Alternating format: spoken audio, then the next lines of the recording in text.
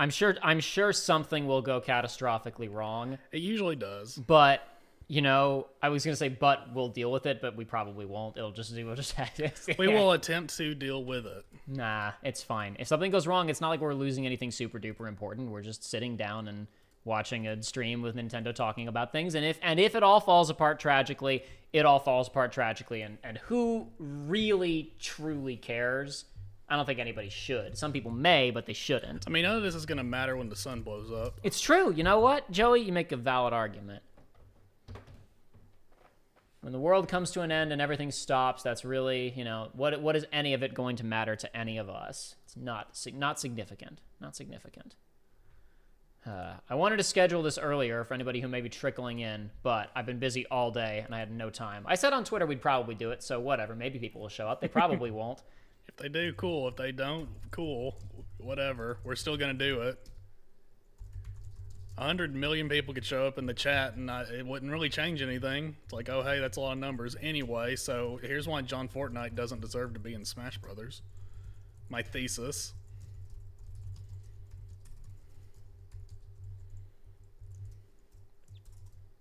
Oh no, spoilers. I hadn't heard anything about this. The only thing that's leaked is a Kirby game. Okay. The only thing that has leaked is there will be a new Kirby game. It's called Kirby Discovery. At least that's what it's called in Japanese. Okay. A piece of key art leaked, which is Kirby standing in front of a rusted out truck and a Last of Us looking cityscape. Oh my god. No. Okay, listen. If we're getting another Kirby game, you know what really, I love Kirby, but you know why he pisses me off? Oh, let's get into this. Why does Kirby piss you off? Because it's not even Kirby. I guess it's Sakurai at this point. Dude. Master Hero Soccer Guy. Master Hero Soccer Guy. My favorite Kirby game is Crystal Shards, simply because I'm a simple man who likes to have combined powers. And it seems like such a simple, neat concept that has not been brought back since the 64. Why is that? What is this? This doesn't look like Smash. It looks like Fire Emblem, or it could be Bayo. It'll probably be on. There's a moon, or it's a port of it's a Monster Hunter. It's Monster Hunter DLC, perhaps. Folks, you're gonna have to tell us how volume is because I did not have time to test stuff beforehand. We are using 2 microphones today, which we normally don't do. I've got my own microphone. Joey's got his own microphone. Let us know who's loud, who's quiet. If the stream is too loud, if the stream is too quiet. There are only a few of you in here, so it should be easy for you to get our attention. I do not recognize that Monstar, so this is probably a DLC for Rise. Remember when the Monstars showed up and shut up and Jam Gaiden for 5 seconds at the very end, right before the Sunbreak. Yeah, okay, it's DLC. DLC. Okay. Full version of the game required to use the DLC. Cool. Why not? Iceborne was neat, so I've been told. I never played it because I'm a loser. So, will a Smash character appear today? I don't think so, because it would make more sense for it to happen at the Game Awards. Yeah. But just in case, Joey, we have to talk about our moveset that we figured out a while ago. Well, we'll have to remind each other of the moveset for the obvious pick, Mr. Chief. Mr. Chief. He's my friend. He's my favorite character. Jason, turn up what? Ourselves or the boys? Because I can't turn us up much higher, really. I can only turn the stream up higher. I mean, I can physically put my mouth against the mic. I don't think you'd like that. That doesn't seem very sanitary. Stream is too low. I'll bump it a little bit more. Just a little bit. Oh yes, the classic Nintendo Direct move of here's a trailer that is a minute long. We will spend a few minutes talking about the trailer that is a minute long. Sunbreak is scheduled to release as paid DLC in summer. I've only recently hit high rank in Monster Hunter, so I need to pick that back up sometime. Let's see our first batch of Nintendo Switch headlines. Hold on. Stream's going to get muted for 1 second, boys. Not us, just the Nintendo stream. It'll be fixed momentarily. I apologize.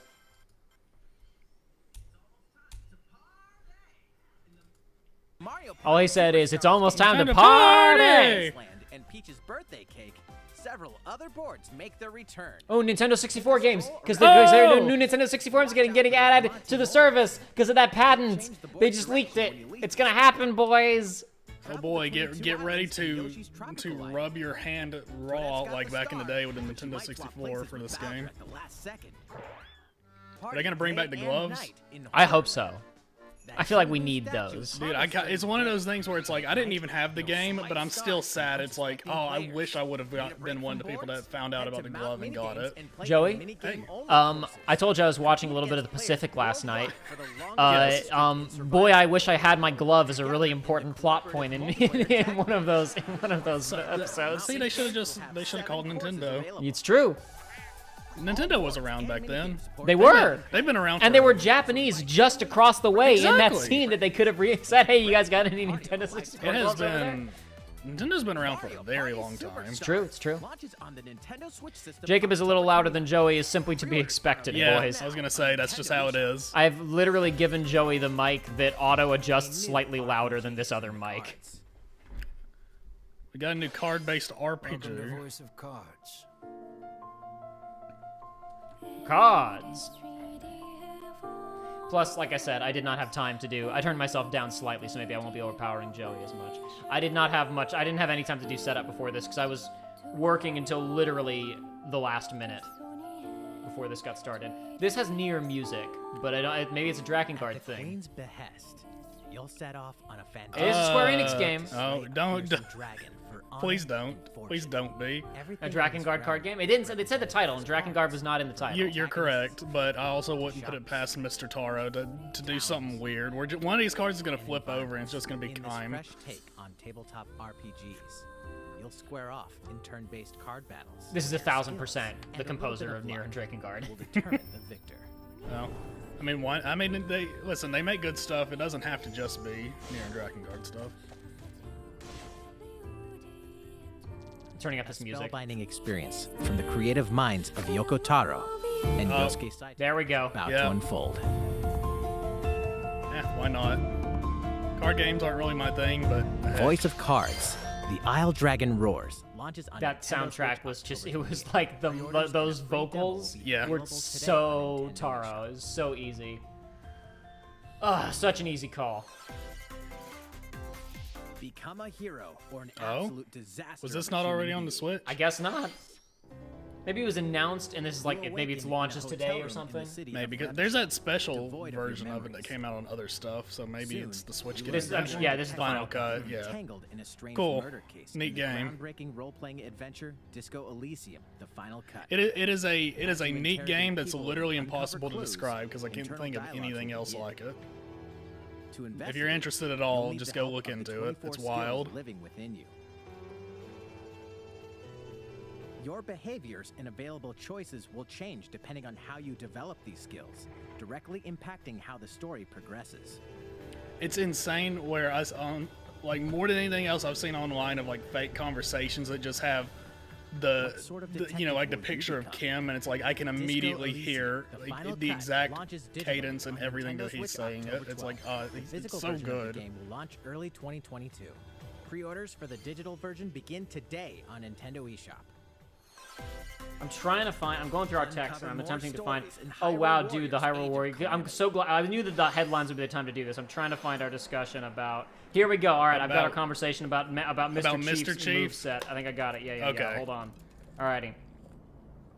Because I had like, it's actually been my pinned tweet for a while. It was like, it'd be crazy if just like Game Awards are happening. That Admiral guy, whatever his name is like Master Chief. You mind telling me what Admiral you're doing Hood, at the game? yeah. Admiral Master Chief. You mind telling me what you're doing at the Game Awards, sir? Finishing this fighter pass, and then into gameplay of him in Smash. So It's the easiest choice, and it's the choice that pleases the most people. Please. For real. I mean, like when you talk about like in terms of like big mascot representation or whatever. Like I mean, with Mario and Link knocked out, there aren't many like bigger video game icons. Like, listen, I like the Uncharted series as much as the next guy. Nathan Drake is not exactly a household name. His silhouette does not inspire awe and fear. The thing that you have to think about is like, we're all gamers here. We're all we gamers are all here. gamers, but you have to go outside of the gamer spectrum, and it's like, my mom knows who Master Chief is. It's like Master Chief. you have to think about like it's. Listen, for any other part of the fighter pass, it wouldn't really matter. But it's like if this is the penultimate one, it's like it's Not gotta penultimate. Penultimate is second to last. Sorry. You're good. It's Just trying to help.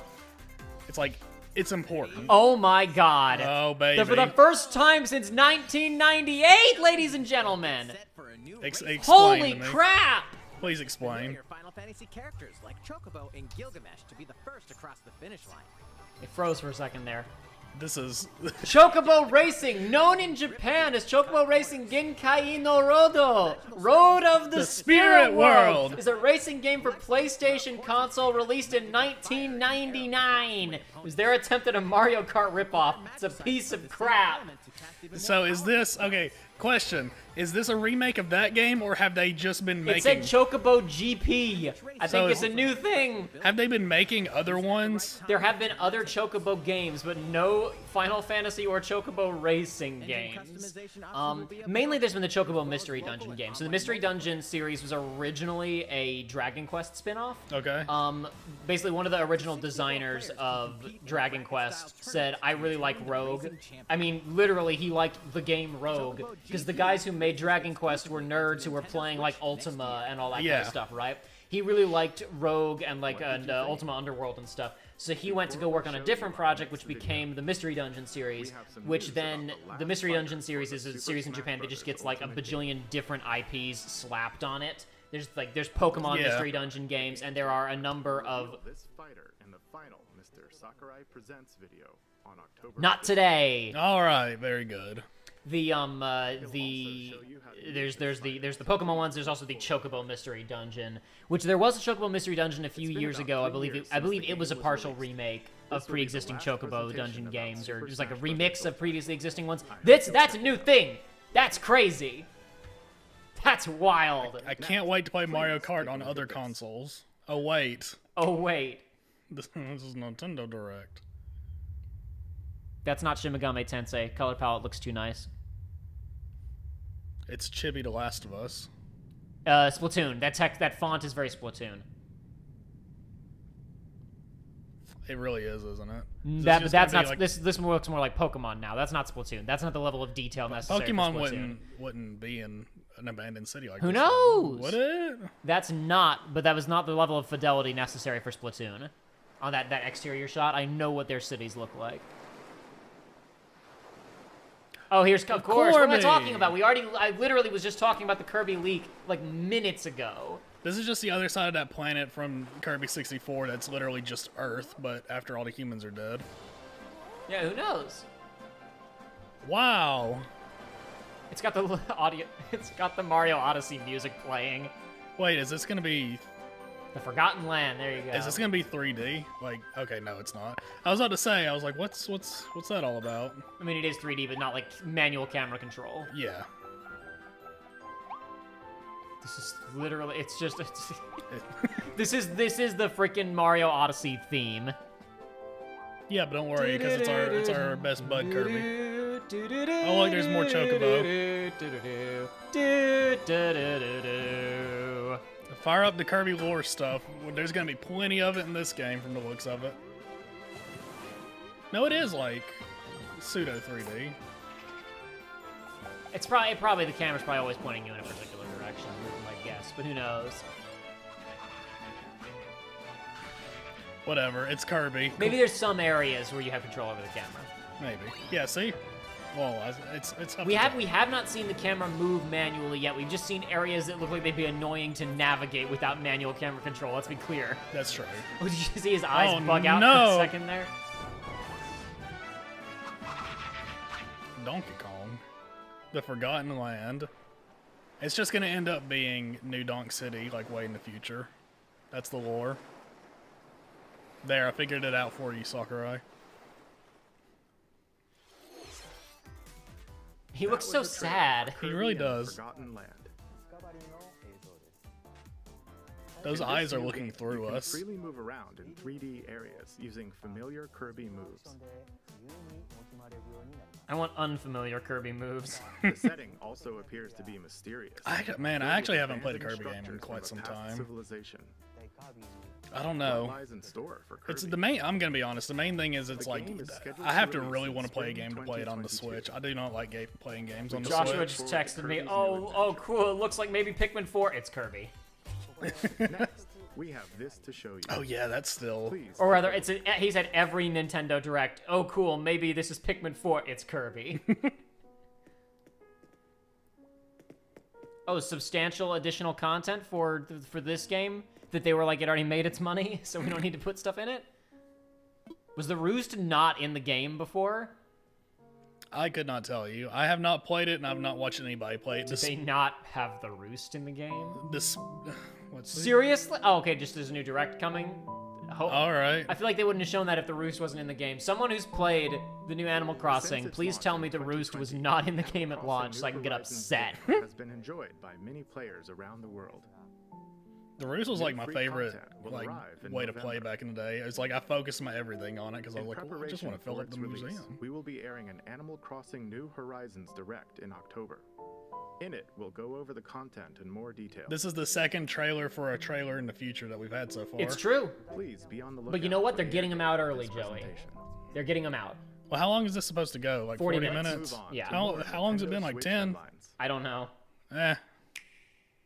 It's been 2 games. 13 one game minutes. update, All and right. Lots of fun. With lots of fun. No, it wasn't, says Aldi. Thank you. No, the museum, to be clear, Joey, the museum existed. The Roost is like a little coffee shop. That, Yes. Yeah. Just to be, you said filling out the museum. I just want to make sure you. I'm not an Animal Crossing expert, everybody. No, that's fine. You have to understand, although I do own the Animal Crossing Switch, I do not own Animal Crossing for the Switch. I just realized I had not started our local recording. Not that it matters, but I did go ahead and start it. Whoa, Take it advantage keeps of stopping. Ninja's I noticed that. I don't think that's me. I think that's the stream. This doesn't need to be running in 1080. Whatever, new character for Mario Golf. Very good. Yahoo. Very We're cool. now gonna be like a few seconds behind everybody else, but you guys are already watching like 15 seconds in the past because of the way that the stream works, so that's fine. It'll be fine. Just stay off Twitter. Don't get any Twitter alerts for Oh my God, people. Kingdom Hearts! An invitation. What is this? There's a game that's like Animal Crossing set in the Magic Kingdom. It was previously a 3DS game, I believe. There were 2 3DS games, so this might actually be a port. I swear- Yeah, see these. People- This is a 3DS port.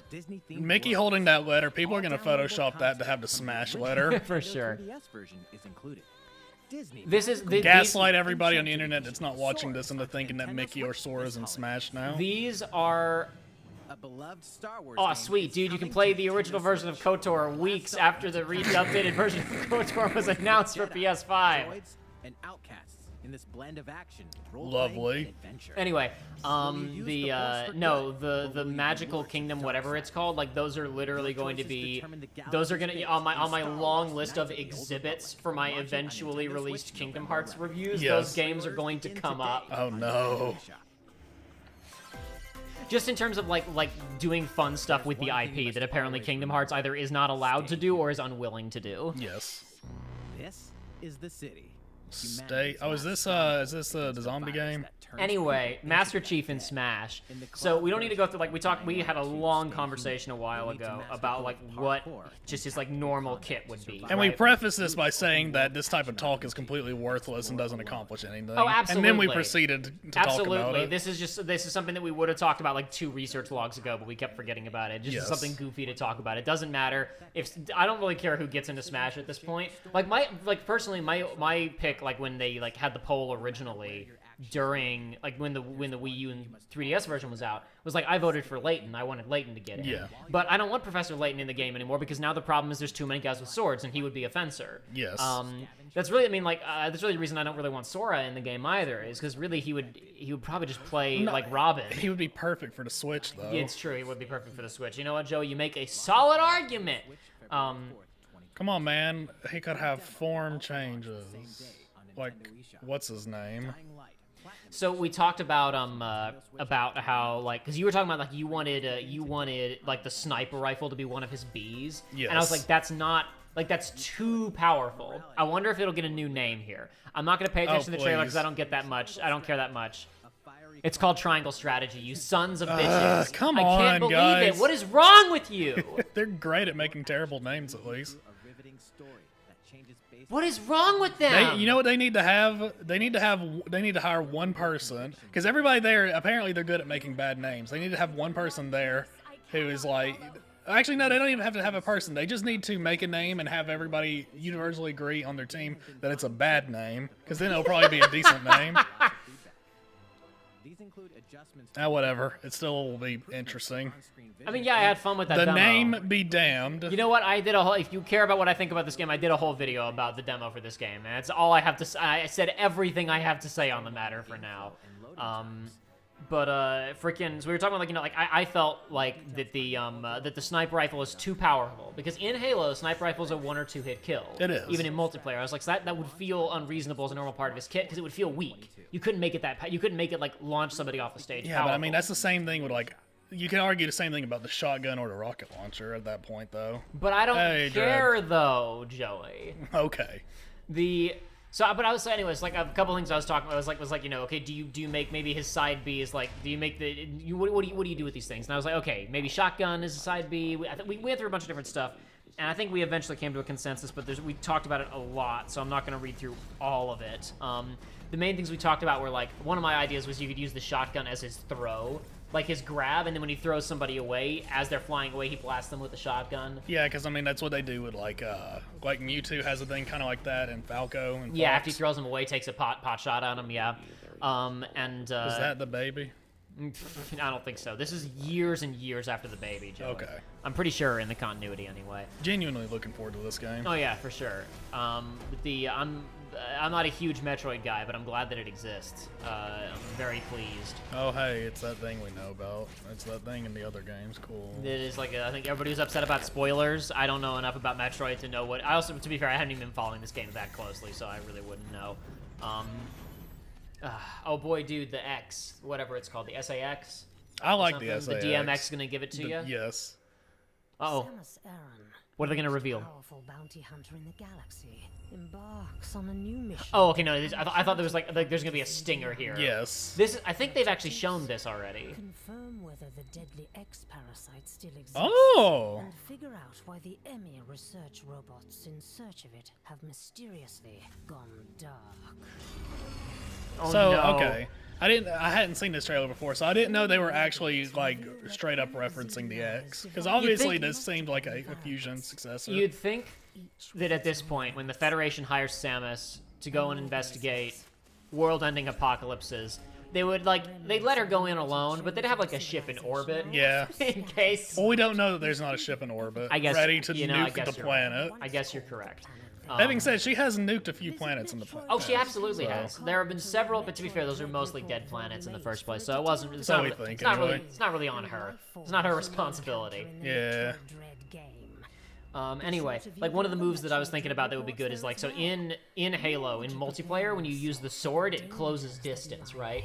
Oh, so I yeah. thought it'd be really neat if his up B, his recovery was the sword, right? And like, it kind of does that upward jump in the same way. You can get more airtime if you're aiming at an enemy than you can with normal jump. And it'd be like, and then like if someone is standing on the edge, instead of Chief grabbing the edge, it goes a little bit above and hits them. So he's very difficult. Like he has poor recovery like Mac, but he's very hard to edge guard. Yes, but the problem with this is that we live in a world where they're going to be trying to push the new Halo, and the new Halo Yes, has and he has a grappling hook. Exactly. However, there is a best of both worlds. What's that? Okay, the best of both worlds is There we go. 64 games. sick. 5 years too late. Yeah. I know the Switch hasn't been out for 5 years. It's 5 years too late. Collection of Nintendo 64 Oh wow, dude! Look, they brought it back. my You can God. buy Mario 64 now. Wow, you look at all these games. You don't have to pirate them anymore to play them. system gave You should many still players pirate these You should games still anyway. pirate these games. experiences. You didn't Oh, hear dude, that they from put us, Sin and though. Punishment on screen. You know that game that had a sequel on the Wii that they should have just done a Star Fox game like, but they Yeah. were like, we don't know how to do a Star Fox game on the Wii. Or online. And then they made a Star Fox game for the Wii, and then Online they said, "We don't know multiplayer how with to do 4 players is nice. That is cool. It's too bad you can do that with emulation as well. Yeah. Oh my god! You can play a collection of No. Remember how the Wii had this shit at launch? Yep. Get excited for it again. Again, get excited for it to go away when they release their next console, and then you have to wait again. To be completely fair, building it as a subscription service is the best setup they've had so far to preserve it long term, but I don't believe that it will be preserved long term No, regardless. Not at all. 64 and Genesis games. No, going back to Chief. Best of both worlds, okay? Okay. You have it like Samus. Samus has an up B recovery, but the grab is also like the I don't even know what you call it from Metroid. I'm a fake Metroid fan. But have Master Chief's grab be the grappling hook. and not his Okay, recovery, yes. and then have it where Yes. it's like you can recover by sorting or grappling. Or yeah, you side B or up B. Yes. Okay, that removes, like, that's part of the disappointment with Chief is, like, he's got so many weapons. It's like you feel like you're always going to be leaving something out building his kit, right? Well, that's the problem, is you are, because there's too much stuff. So that's why you got to stick with the basics, but because the new game's coming out, they're not going to stick with the basics. Yes. Luckily, as far as I'm aware, that grappling hook's the only major new thing we've seen. Sin and Punishment being in there is cool, but other than that, that was like here are like the three big ones. It's like, I don't know. I'm not gonna say that was anemic, but like, dude, another Dr. Mario game. F-Zero-X. Oh, wow. Nintendo 64. See? And Donkey Kong Jr. Math. See? Oh, there's this. There's the Kirby game I like. They'll never get to GameCube because they don't want to acknowledge the existence of Thousand Year Door. Yeah. They just showed Paper Mario on screen, but they will not let it get to Thousand Year Door. And there's the patented controller, ladies and gentlemen. And the other one that sucks. It's just terrible. It's just terrible. It's just the It's worst. no Philips CDI, but it's pretty bad. I guess you are there. It's not the worst. There are definitely worse out there, but I mean, to be fair, the N64 controller is also terrible. Oh, it would sucks, be way better but to just play with those games with the It Switch sucks, controls. but I played with it when I was a kid, therefore your argument's invalid. You know, you are right. Let's see a few more Nintendo Switch headlines. If they released it with the glove, Yes. then we'd be talking. Yes, I agree. Plenty to play in these collections. Oh boy, collections, dude. They're gonna show the Disney one probably today, because I think they did a collection a while ago, like the Lion King game and the Genesis Aladdin game. They're doing an updated version of that also has the SNES version of Aladdin, and the Jungle Book SNES game or something like that. I'm not familiar at all with That whatever this that is. was announced like yesterday, so I bet that's gonna appear today. All you need to know, Joey, is that the SNES and Genesis versions of the Aladdin tie-in video game are completely different from one another, and there is a 20-year fight going on over which one is better because they're both like shockingly good for movie tie-in platformers. This was also announced or leaked earlier today. The Game Boy Advance. I mean, one way or Castlevania another, it was collection. announced, maybe just not official. Oh, they've got the baby mode. You can go back in time because these old games are too tough for new gamers. New gamers. All gamers born after 1993. No, is McDonald's twerk charts they phone, be bisexual and lie. Use a rewind mode and lie. The almighty classic returns. Is this Mario? No, this is God, ActRaiser. Yeah, he just said it. Thank you. This is in the Wii Shopping Channel song. Yeah. Oh, it is, isn't it? Yeah. Oh, man. Look at all these games we had access to a few years back. It's true. You could have gotten this on the Wii. Well, not this version of it, obviously, but you could have played ActRaiser on the Wii. Eat a hot chip, Jacob, says a person who exists.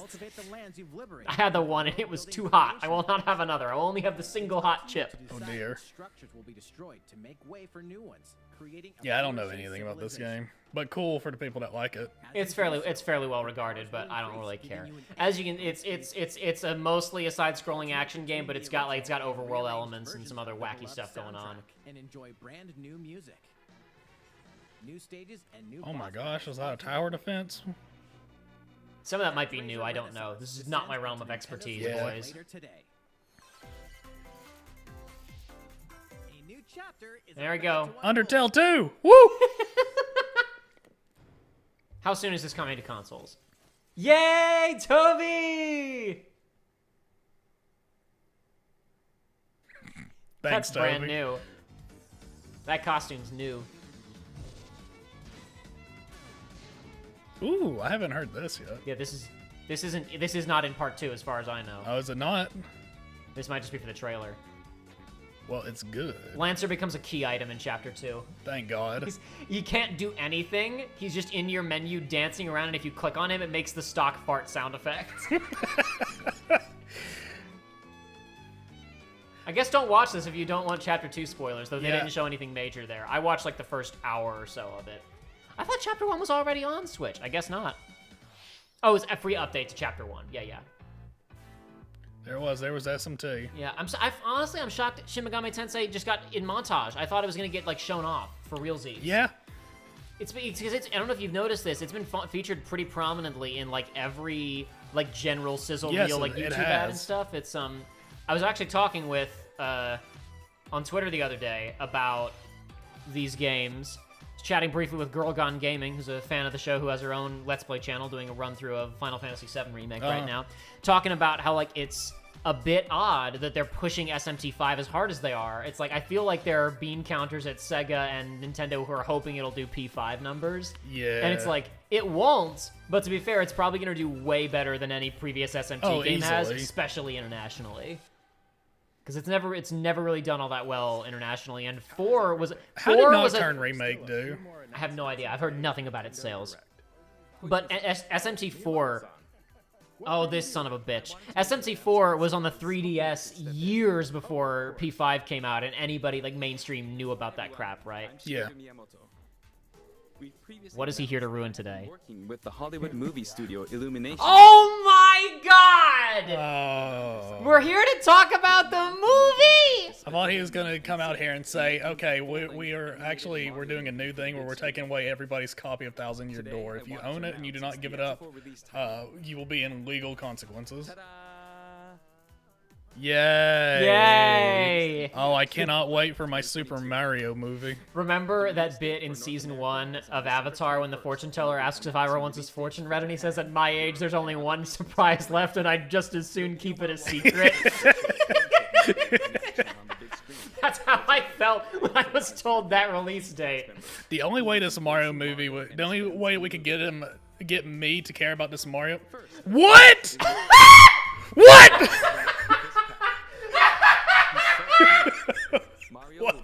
What do you mean? Mario as performed by the very talented Chris-san. What? Chris-san?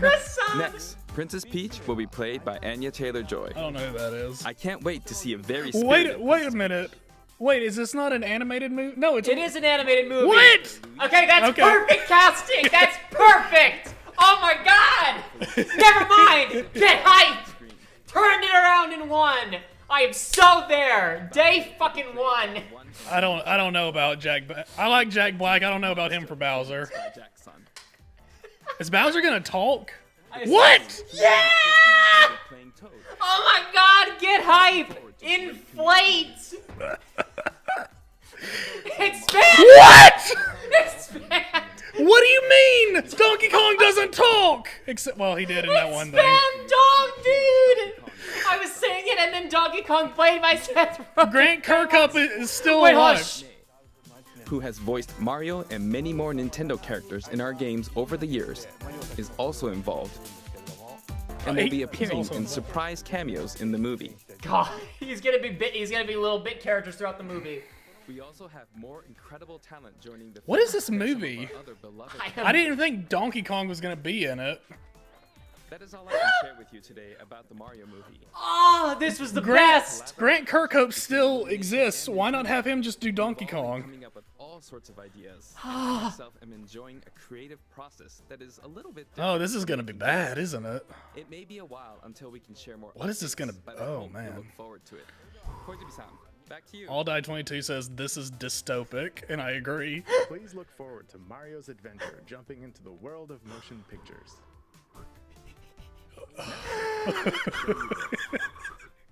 I'm about to lose my I think mind. Joshua's texting me. I'm about to... Splatoon 3. Yay, cool. Whatever. Nothing in the rest of this show can even get me to stop thinking about this crap. Joshua texted me simply, I want death. Death, you want it? It's yours, my friend. As long as you have enough rupees. This feels like a bit. This doesn't feel real. bit. This feels like a joke that you would. This feels like a recommended like college humor garbage video. This feels like That's a not really funny. bad fan cast. Like, you know, like I'm just by an idiot. I'm just like, Yeah. put characters in. Chris Pratt is Mario. Can he even? I'm sure he can do a voice. Look, Chris Pratt's a good actor. I'm sure he can do a voice. He is, but he's not Mario. Damn No, it. listen. At the end of the day, here's the problem, right? Is that from minute 1, the whole problem with the movie is like I don't want these characters don't talk. No. So like that's it. Like I would love to hear Link talk. These characters don't talk. They go hello. they barely complete sentences. They make vaguely Italian noises in that one RPG. Yes. But like it's like really, let's be very clear. Like Luigi talks. There's no one they could have cast if they'd said Charles Martinet plays him, and the script is as long as the script for frickin' I don't know what's a really wordy, and Aaron Sorkin. It's written by Aaron Sorkin, and Mario's voiced by Charles Martinet. It would still be wrong. So like the casting really doesn't matter. It's just seeing the casting told to us makes it a reality.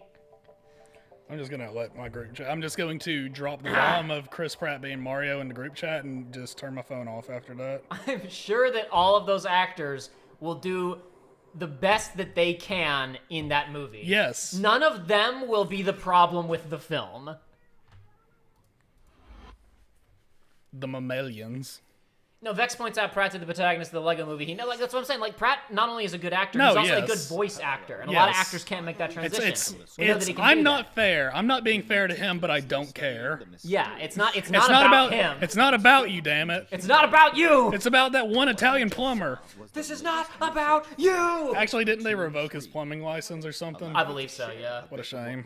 Is he back to being a carpenter like Jumpman back in the day? Probably. I think he had to go underground because Yoshi was handling his taxes, and he didn't do anything below the belt. Yeah. Anyway, here's Splatoon. Cool. Great. So we were talking about how Master Chief has too many weapons, and it's hard to build a moveset for him because like, Yes. you're always leaving something out. So one of my first proposals when we were talking Final Smashes is like, so my first instinct is like Warthog, like or either like you like. So I talked about Spartan Laser, and we both agreed that would feel wrong because you need the charge up time, and Smashes can't have a charge up time. Yeah, because I mean, the closest equivalent we have to that is like Bailiff's, like Frail Knot, but that's it's like that would not work. Spartan Laser you can't fire prematurely, and it doesn't work for Smash. Yeah. So then my other thing was like maybe the sniper rifle is the final smash, and maybe even like in like the last frame before it fires with like charge up information, charge up animation, you can tilt the stick up or down a bit to aim it, and you can like ricochet it all over the map if it's an enclosed map. Like that could be neat. But I was like, okay, so what is the final smash? Do you just have it like hit people and they fly off the stage, or do you do an elaborate cutscene one? It would have to be an elaborate because it's DLC. It has to be elaborate. I agree.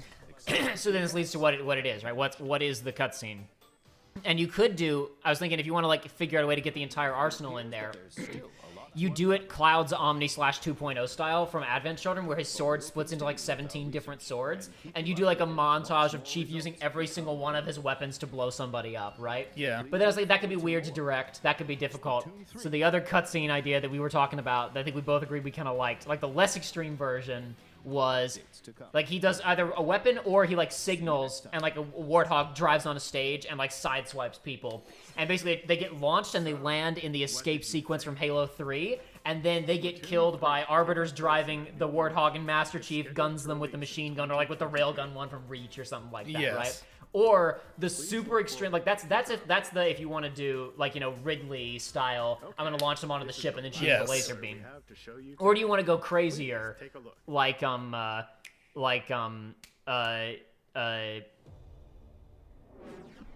this is probably I guess this is SMT. I guess this is No, is this Tokyo I saw Jungle? Platinum up there, but I don't know if that's actual Platinum. I don't think it's actual Platinum. This is definitely not SMC.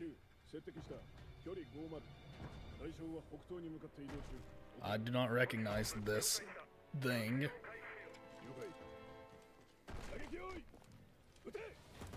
Maybe this is like the beginning of SMT before it turns into a desert, but I seriously doubt it. This is probably something else. What if this is Devil's third? Oh, This is Devil's fourth. Oh my god. Anyway, the ultimate crazy version of his final smash in the style of like King K. Rool literally blows up the entire of DK Island, right? Yes. Is the enemy gets knocked off stage, and the cutscene shows them just flying, like floating in space, and it zooms way out, and they're floating in the middle of a Halo installation, and it cuts to Chief in the room, and he slaps the index thing down and goes, "Light it," and then it fires, and that's his animation. That would be so bonkers. I mean, way too much. Is this Astral Chain? No. No. Astral Chain takes place in the future, Joey. What does that have to do with anything? Bayo, there we go. Oh.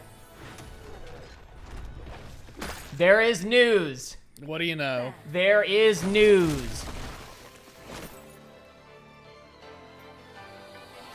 Is this the first, like... Oh, Rita's on. Is this the first, like, She looks like- anything we've seen in... unfashionably late, Oh. but I'm ready to give you Yeah, Okay. so this is the theory that was going around. Someone reached out to the voice actress, going like, "Man, I can't imagine the character of Bayo without you," and then she basically said you might have to. And the fan theory about what might happen in this story is that she might get split into 2 different identities, and this identity has if this is what's happening, if it is 2 identities, because she sounds a bit different. This is a very clear mirror match design for her, the young version of her. Okay. Like the time-traveling little kid version of her from the first game. Like, she has the exact same hairstyle and is using similar colors. Gotcha. So there's probably an evil version of her somewhere. I mean, obviously, you know, even a nice version of Bayo is going to be a little bit evil. Fair enough. Cool. I am glad for all the Bayo fans out there, and probably myself in the future, because I've not played Bayonetta, and it's one of those things where I'm sitting here thinking, why have I not played Bayo yet? So it's like, I'll get around to it. But yeah, I suspect the stinger of this trailer is a second Bayonetta walks onto screen. That would track with some stuff. That's all we need to say for right now. Is that the spider from DMC1? Who knows? Maybe. Could be. Looks like him. Maybe they got the rights to that back from Capcom. He's a digital actor, a digital arachnid actor, and they paid for him back.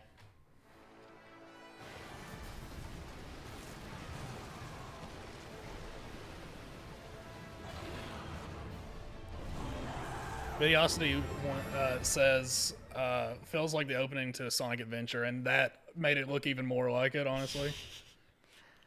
Okay, get ready for that to be delayed. Wait. Other Bayonetta. I tell you these things. And then they happen. I'm so good. Trailer for Bayonetta 3. We announced this game in 2017, and we thank you A very for your long patience. time ago. This game will launch next year. We hope you look forward to Bayonetta's new encounters. That's all for today's Nintendo Direct. I mean, that makes sense. Yeah. Thank you for watching. God, 2017. No. Announced before the Switch launched. I was gonna say for Chief, there's one more thing that we had talked about briefly. So we basically we reached, like, the cutscene may still be different, but we finally realized what the weapon what the actual move is that initiates the Final Smash, because we debated back and forth: sniper rifle, rocket launcher, warthog, ram. What is it? Then I started thinking about why Steve is so neat, and it's that Steve is built around all of these because Minecraft has no story. Yeah. But they managed to build a moveset that is entirely around everyone's collective unconscious memory of all of the emergent experiences of playing Minecraft, right? Yes. And it's like this Final Smash being you get locked in a mob spawner and TNT going off and somebody taunting by eating a bit of meat or whatever, because there's no other way to emote in the game other than crouching up and down. It's everybody's felt those things, and they've been combined into that condensed experience, right? Mm-hmm. Which led to our conversation of, okay, Final Smash should be the worst thing this character can do. What is the worst thing that can happen to you in Halo? What is the worst you can feel when playing Halo? And we came, I assume we're both talking about, you were leading up to this. Yeah, go ahead. Get plasmid, get stuck. Just the noise, because it's the classic Halo. It's this has happened to you, and it's you have half a second, and there is nothing you can do unless you're playing Halo Reach and you have armor lock. It's true. But it's there's no getting out of this. You have being 1 about second to accept your death. It stops being about survival and starts being about what can I do with the little bit of life I have left. And the idea, I was thinking what can make it different from somebody else, what could be fun, and it's it's not flashy, so it can launch somebody off stage and into a crazy cutscene or whatever. but the idea of a Final Smash where he has the zoom in animation of charge up, and then he throws the grenade and it sticks someone, and they have they have 1 second within which to realize this is what's now going to happen to them, if you're playing a multiplayer match, everyone else has 1 second to try and get away from him because the hitbox is going to be really large. And he has 1 second to go, I'm taking down anybody with me that I can. And then they get launched off stage into the cutscene finale. Or you could make it even worse and like keep the actual Smash Bros. Sticky grenade mechanics where if you touch somebody else, it passes on to them. That would be so bad, but that you would could be awful. But it's like there wouldn't be enough time. There would not be enough time unless they were all right on top of each other. In which case, it wouldn't really matter unless somebody had like a Fox side B where they could get out of the area like really fast and they frame perfect it.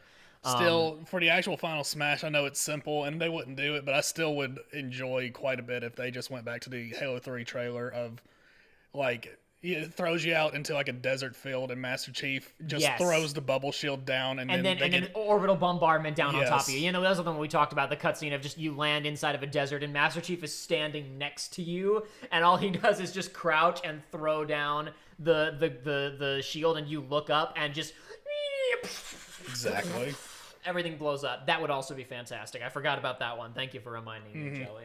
This is stuff we'd written down a while ago, but this was like several months ago now. And this was all just like, what can his side B be? We talked about what his other Bs were as well, but Yes, but it's like, how do we implement all these, like, all the stuff in game? It's like, okay, it's like, how would the battle rifle be used? How would all that? And I don't think we ended up coming to too many conclusions about the basic weapons, but I don't know. It's been a minute. Yeah. And it doesn't matter because these conversations are worthless. But it's fun regardless. The whatchamacallit. I saw them talking about a new payment option for Nintendo Online services, but we were talking about other stuff. Yes. I wasn't paying attention. I was hopeful. I was like, okay, there's two options here. They're increasing the cost because now it's a successful service, or they're going to say, hey, you know, now we're dividing up the package or whatever. That's the really optimistic version. Joshua texts me, N64 digital console locked behind additional paywall. You also can't pay for the $50 controller without the extra subscription. All right. Yo-ho, yo-ho. Joey... It's never been easier. But Joey, it has cool rewind emulation features and online multiplayer, which surely fans didn't figure out how to do years ago, in addition to high resolution resolution and widescreen display. Crazy. This will get the kids in. I still really, really, really think that, like, the most disappointing thing about that frickin', like, the whole, like, emulation bad argument, and then that the Mario 3D All-Stars comes out, and it literally has glitches that are, like, were documented glitches in Dolphin, like, 5 years ago that people fixed. And it's like, oh yeah, we know exactly what's causing this because we built an emulation engine ourselves and we hit this problem. Yep. But it's like the difference is that got fixed. Nintendo doesn't care at all. It's so good. Oh, it's so good. Bobcat says, kind of mad they wheeled Miyamoto out to talk about the movie. To be completely fair, I think that's what Miyamoto's doing these days. I think Miyamoto is primarily overseeing the theme park stuff and their other, like, lending out of the IPs. I don't think he's really super involved in game production right now. I think he's mostly doing IP management and overseeing the theme park stuff. God, I wish we could go back to the 90s. I wish we could go back to the time where Nintendo was just giving out their IPs to whoever wanted it. You and we could travel back in time right now with some hyperinflated cash. We could take a bunch of our money right now that's worth 3 times as much in the 90s, 4 times, 5 times as much in the 90s. We could go back. We could take a Soulja Boy console with us that's way more advanced than anything they've ever seen with their puny processing power in 1995. We could get ourselves an F-Zero license or a Zelda license. We could do it, man. Anybody could have back in the day. If the damn Philips CDI could have done it, then we could.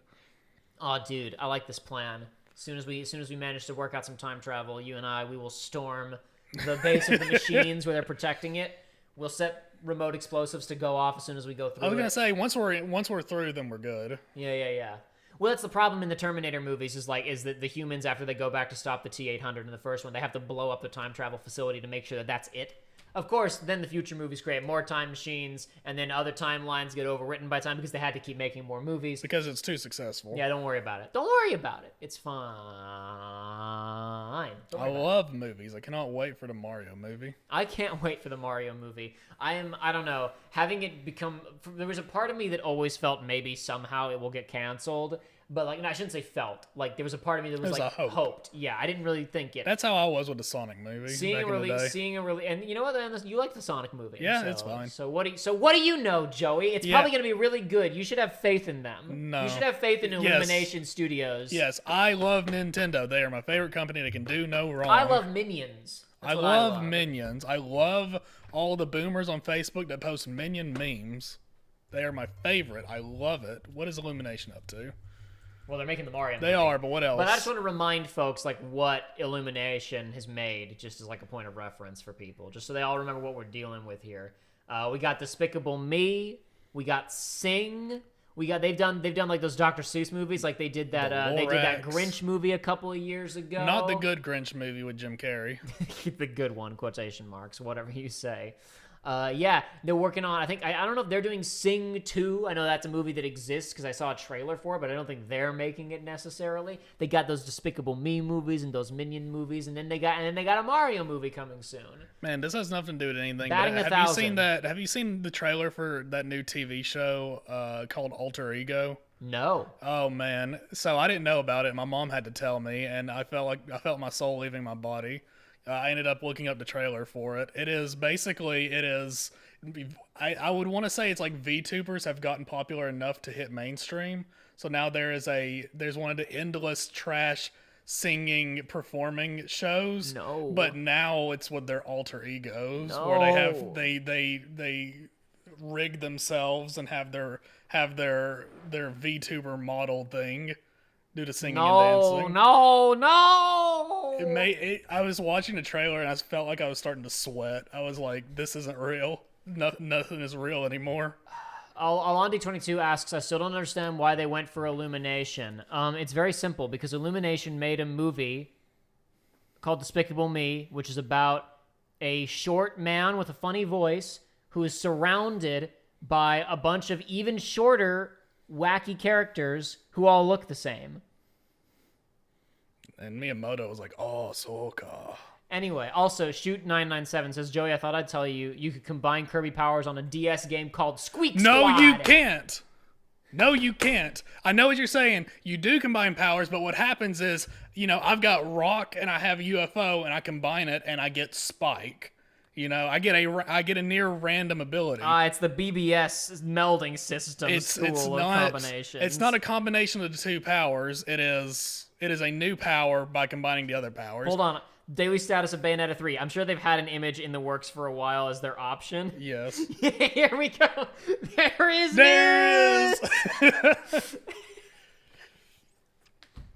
No, and like in Kirby 64, it's like you have Spike and you have Fire, and you combine those and you get the ability to wield a flaming sword, stuff like that. Squeak Squad is still a good game, though. I do quite like that game. There is news!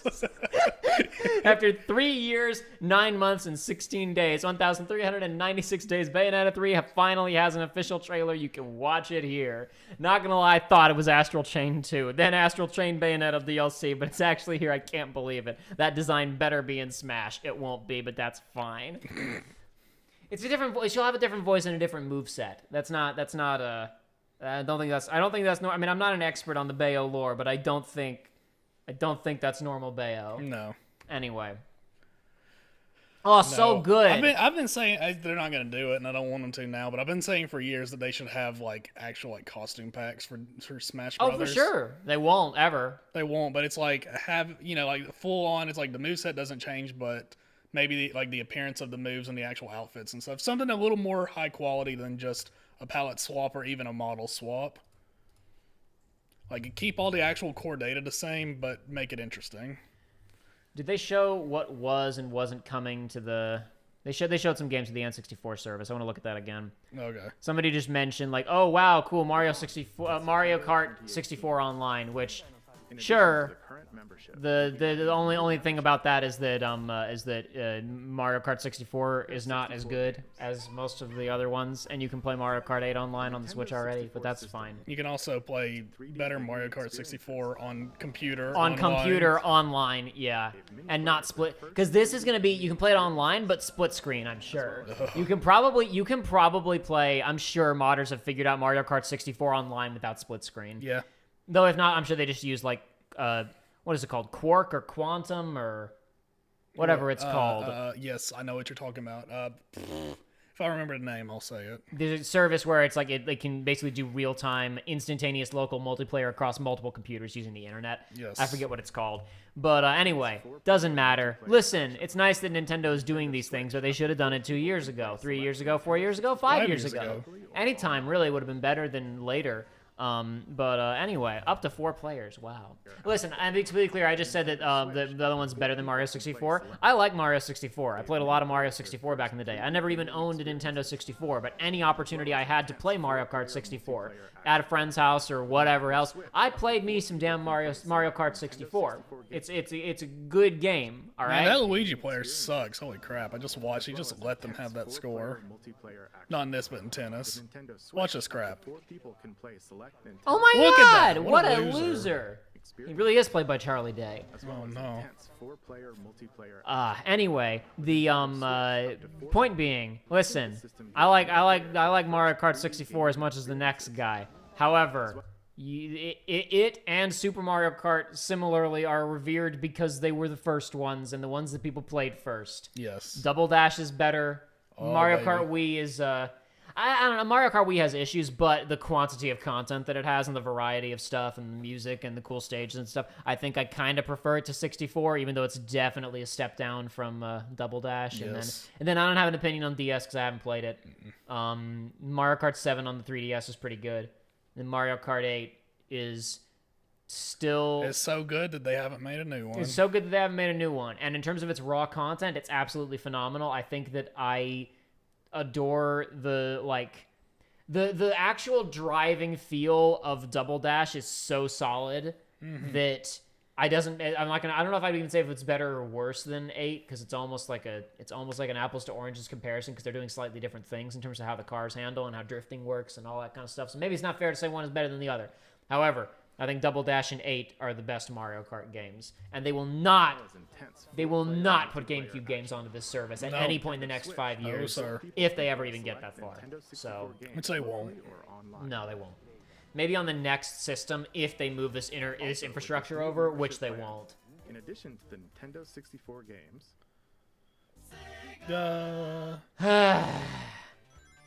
I did not have a Sega Genesis. The first Sonic game sucks. It's no Mario good. Kart 64 and Smash 64, there's better iterations on the same console, says Jason. Yeah. and wherever you'd like. And also, I'm willing to bet that the version of Mario 64 that's available in 3D All-Stars is superior to the version that's available via this service. Easily.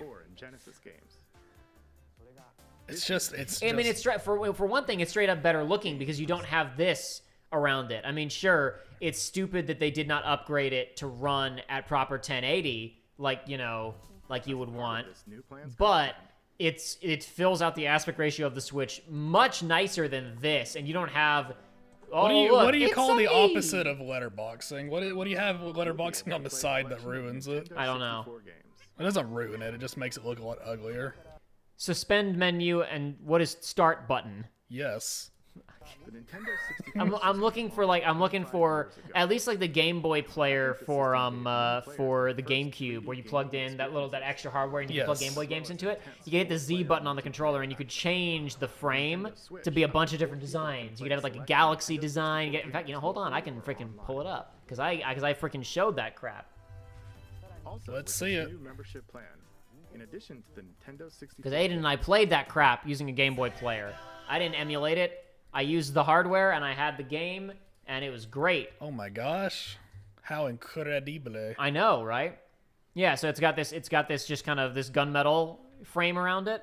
But I want to say at the very beginning, part 1. I think I kind of showed off some alternatives. I was thinking somewhere I showed off alternatives. Maybe I didn't. Maybe it's just my imagination. Oh, no. But you can hit this Z button up here to pull up general configuration options, and there are like 20 different frames. One of them is like kind of a galaxy color. It's like a star field. There's a bunch of different weird patterns. You have like a picnic table looking pattern. I like this one because it just looks like an actual. It looks like the frame of a Game Boy. Yeah, Advance but it's or nice Game to have Boy that SP. option because I mean it's like, and a lot of like JRPGs and stuff like for handhelds and even like Final Fantasy, there have been a few of those where it's like you can just adjust the gradient color and whatnot, and just having that availability is nice. Mm-hmm. Both phases. We'll get to this in a few days. I did put up a poll asking if anybody wanted us to fast-track Deltarune or if we should play a little more Psychonauts first, and people did vote for Psychonauts, which we'll be playing after this stream. Very cool. We'll take a brief break, and then we'll play some more Psychonauts. But I don't think that they have... This is new. I haven't seen the full-on annoying dog suit before. I just noticed you got the annoying dog suit that does not have hands. It does not have hands, and then... Very nice. Oh, what a treasure. Keep on doing it, Toby. God, I like this mix of Rude Buster. That's the name of the song. What isn't have we done here? Everyone treated the enemy with tender, loving care. All of the enemies felt great. Yeah. So Rules card also forces himself into your inventory. I don't know what he does, but Lancer just idles in your menu, and if you click on him, it just does that stock sound effect. Thank God. And then we have some Eggman henchmen from an animated series, from one of the Sonic animated series is here. Which one? I'll let you decide. That's another thing we talked about is if they had Eggman as the final Smash character. Yes, of like it would be fun because like Sonic is the only remaining like major huge representative character in the game whose like villain isn't in there. Yeah, and I don't know if we talked about it on anything or not, but I know I've had the conversation with you where it's like compared to all of these other like all these other characters from different IPs that have got in, it's like Sonic is just so rough. Yeah. It's like his moveset sucks. Yes. Not just from a gameplay perspective, but it sucks that he wasn't added in a more recent game. He wasn't a DLC character for this it's game, like, where you're going to get a lot more attention. you have the spin dash, you have the homing attack, and you have Super Sonic, and those are literally the only three things that matter at all for his, like, references to his IPs. Like, there's no rings, there's no fun, anything. It's just... You have the spring recovery, Joey. Oh, Don't be ridiculous. Sorry, you have one more thing. You have one other... So you have four things, period. But it's like, God, it sucks so much. It's like, and that's not just because that's not just because I think he sucks as a playable character. It's like, it's not a fun representation of his moveset, it's everything his else, abilities, and his legacy. Everything else he has is like, here's a punch, here's a kick, here's a punch, here's a kick, here's a grab where they should give Sonic a sword, says Ninja Buddy. But it's like, he even has that grab where he like throws somebody on his back and his spikes come out and stab him, and it's like, I mean, that's neat, but it's like that's not a thing that ever happened. It's like, ugh. Of course, you'll still Yes, give him Caliburn. Yeah, from but the no, Black like we were Knight. talking about how okay, so Mega Man doesn't have Dr. Wily, but Dr. Wily it'd make more sense almost to make him like a Pokemon trainer style character who like has 3 Master Bots or something like that. Yeah. But then they play it too much like Mega Man, probably. So what's the point? Because they'd have to move in that same kind of grid pattern. Yeah. And it's like sure, like the Fire Emblem characters have villains, but no one that anybody like would care to want to see put in, and like Pit's villains, nobody really like. So in terms of like we got we got Ridley in there, we got K. Rool in there.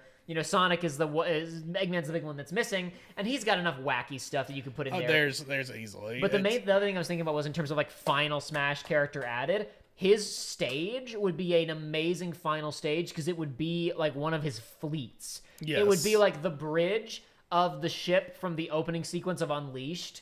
It's just like in outer space in low orbit, or it would be like the fleet from the ending of Heroes. Yes. Not the literal last level where it's overcast, but the one where it's bright and sunshiny and there's like 200 ships in the background. And that I think is that the most extreme he's ever gone? 'Cause Absolutely. There's extreme. It's that is second to last level of Sonic Heroes is the best one of like the Eggman fleet whatever. Because that it's feels like so incredible. It's that even level. when I was a kid, I was like, even just one of these, the amount of resources, the size of this thing is like, how does he have hundreds of these things? And it's like, answer is it doesn't matter. It's cool though. Absolutely. Well, quotation marks cool. I think it's cool. I honestly think that level's really neat. Like the fact that you, like, some people would accuse it of being copy pasted. Like, 'cause it bits you. There's certain sections where you land on like the same type of ship. Yes. But it feels neat because like you learn how to blow the ship up. So it's like you are proceeding through it and taking out the major ships and whatnot. I love that level, dude. That level's so cool. Anyway, dude, yeah, sweet. Dr. Mario 64. Yeah, woo! Yoshi's Story on a system that has like 3 other Yoshi games already. Mario Tennis on a system where there's already a really good Mario Tennis game. I don't know what that is. I have no idea. Ocarina of Time. Yay. Yay. When are they going to put Wind Waker HD on the Wii U? I mean, Mario 64, which is already on the Wii U, but you can't buy. I guess you technically can't buy this one either. You can only get it via subscription. Yeah. Mario Kart 64, which has a superior version on the Switch already. Star Fox 64. Now I guess I have no complaint there. No. I wonder if it'll come with Rumble Pack though. What do you have to digitally purchase the Rumble Pack? You have to digitally. You have to pay a fee to downgrade the HD Rumble to Classic Rumble. An additional fee. Yoshi's Story already made fun of that. Sin and Punishment, no complaints. So there are 2 games in this lineup that I care about. Knocking it. You just keep hitting the home runs, Disney. What about what about these? Let's see. Probably good. I don't know. Contra games are usually good unless they're more recent ones. Dr. Robotnik's Machine. Another freaking Mario. Tetris Dr. Mario game. Echo the Dolphin, which is... Have you ever seen the last few levels of Echo the Dolphin? No. It's nuts. No, yes, we've had conversations about this previously. You've shown something. They get abducted and go to space. Absolutely, dude. Spoilers for Echo the Dolphin for the Sega Genesis, I guess. Golden Axe, which is... I was when we were talking about ActRaiser, is it on here? I don't see ActRaiser now. It's not because it's the special version, right? Well, I yes, imagine you're right. you're It's a gonna have to buy remaster. it. It's not part of the subscription. You're right. It's a remaster. My mistake. I was literally trying to find the title Golden Axe to compare to ActRaiser, and it was not coming to me. Which I'm sure ActRaiser fans are going to say is completely crazy. But every time I've seen gameplay of the two, it's like, yeah, that's kind of the type of game that it is. Gunstar Heroes. I feel like I know the name. I don't know what Musha is. No I probably idea. should. It looks like some kind of mecha game. Phantasy Star 4, good. Generally considered to be one of the best non-Final Fantasy JRPGs of like the entire era. Rin Star, not familiar. Shining Force, good video game. Shinobi 3, don't know it. Sonic 2, Better than 1. good video game. Yeah, better than 1. Pretty good. Yeah. You know what, Joey? Being fair. Okay. Sonic has never been good. Whatever, my ass. No, Sonic 2's 2's fine.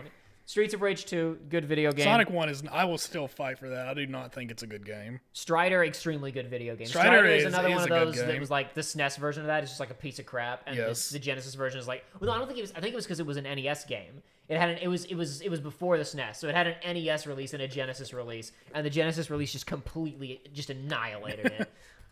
Anyway, As it did back in the day. You know... That's one thing. You know, gamers these days, they Red don't... Star is a banger as a person who exists. Okay. You know, kids these days, they don't know what it was like. Everybody's they complaining about, you know, the version of this game on the Switch isn't as good as the PC version. Come on now. You don't understand you don't understand what it was back in the day. I was going to say, you don't understand it's like their feature. I can't remember what the game was. I guarantee you this. I don't know if that even had split screen back in the day. I don't think it did. I don't think that had split screens. There's no way that's gonna have online multiplayer. No, it's not. No, I don't know what the game was, but I saw a thing back in the day where... Oh, dude, a Mario Golf game when there's a better Mario Golf game on the Switch. Sorry. Oh, dude, Pokemon Snap when there's a better Pokemon Snap game on the Nintendo Switch. Oh, dude, a Kirby game when there's another Kirby game coming to the Nintendo Switch of like 3 already. Oh, dude, a good Paper Mario game when there's a not a so good Paper Mario game on the Nintendo Switch. No complaints about that one. Banjo-Kazooie! Okay, anyway, sorry. Please continue, Joey. No, I was gonna say I saw it was one of those games where they were comparing. It's like these are the different versions of the games that were on the old consoles. And I don't remember the game or even the console, but I remember it's like the game is significantly harder on this one console because it doesn't have enough buttons. Therefore, half your moveset doesn't exist in this port. Video games were a wild time. It was that Shaq Fu. That's what it was. Shaq Fu, dude. I love it. Which, I mean, that was already a bad game, but it's like, here's a fighting game where some of your moves don't exist anymore, but the bots can use them, though. You just can't because you don't have the buttons. It's like, oh. Oh yeah, people were saying how Berdley gets into Smash since Sans got in right after Chapter 1 came out. If Berdley got in when Chapter 2 came out, that would be ideal. I gotta practice my Deltarune voices again. I think I still have Berdley down. I'd have to have dialogue for him though. I am a benevolent junior assistant library administrator, Chris. Okay, so it said the Smash announcement is going to be The next month, the 5th. Is there anything happening next month? Halloween. Well, yeah, yes, I know about All Hallows Eve. You remember I grew up in a Christian church. No, I do not know. I can't think of any major things coming out. I don't know off the top of my head. I'm not sure. So it's just going to be. This is when they're choosing. They didn't want to include it in this because they're doing other stuff in this. So yeah, that's the way. That's just the way that it is. I think this Kirby game is going to be a free movement Kirby game.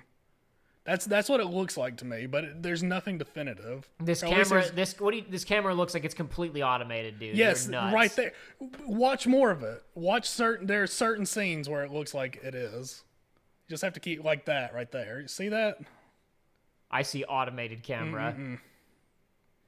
But see, he's like move. I don't know. I guess we'll see. I see more. Kirby is Game for Baby. We will not put control of camera in Game for Baby because Baby does not know how to play Fortnite with camera. Yeah, you're right. Baby can no longer play Fortnite on Apple devices. Did you see this? No. Oh boy, Epic has taken the big L on this whole thing. It's literally it's being removed from the entire Apple ecosystem, dude. Whoa, really? Yes, really. Oh my god. That's oof. They technically won the lawsuit too. So everybody wins then.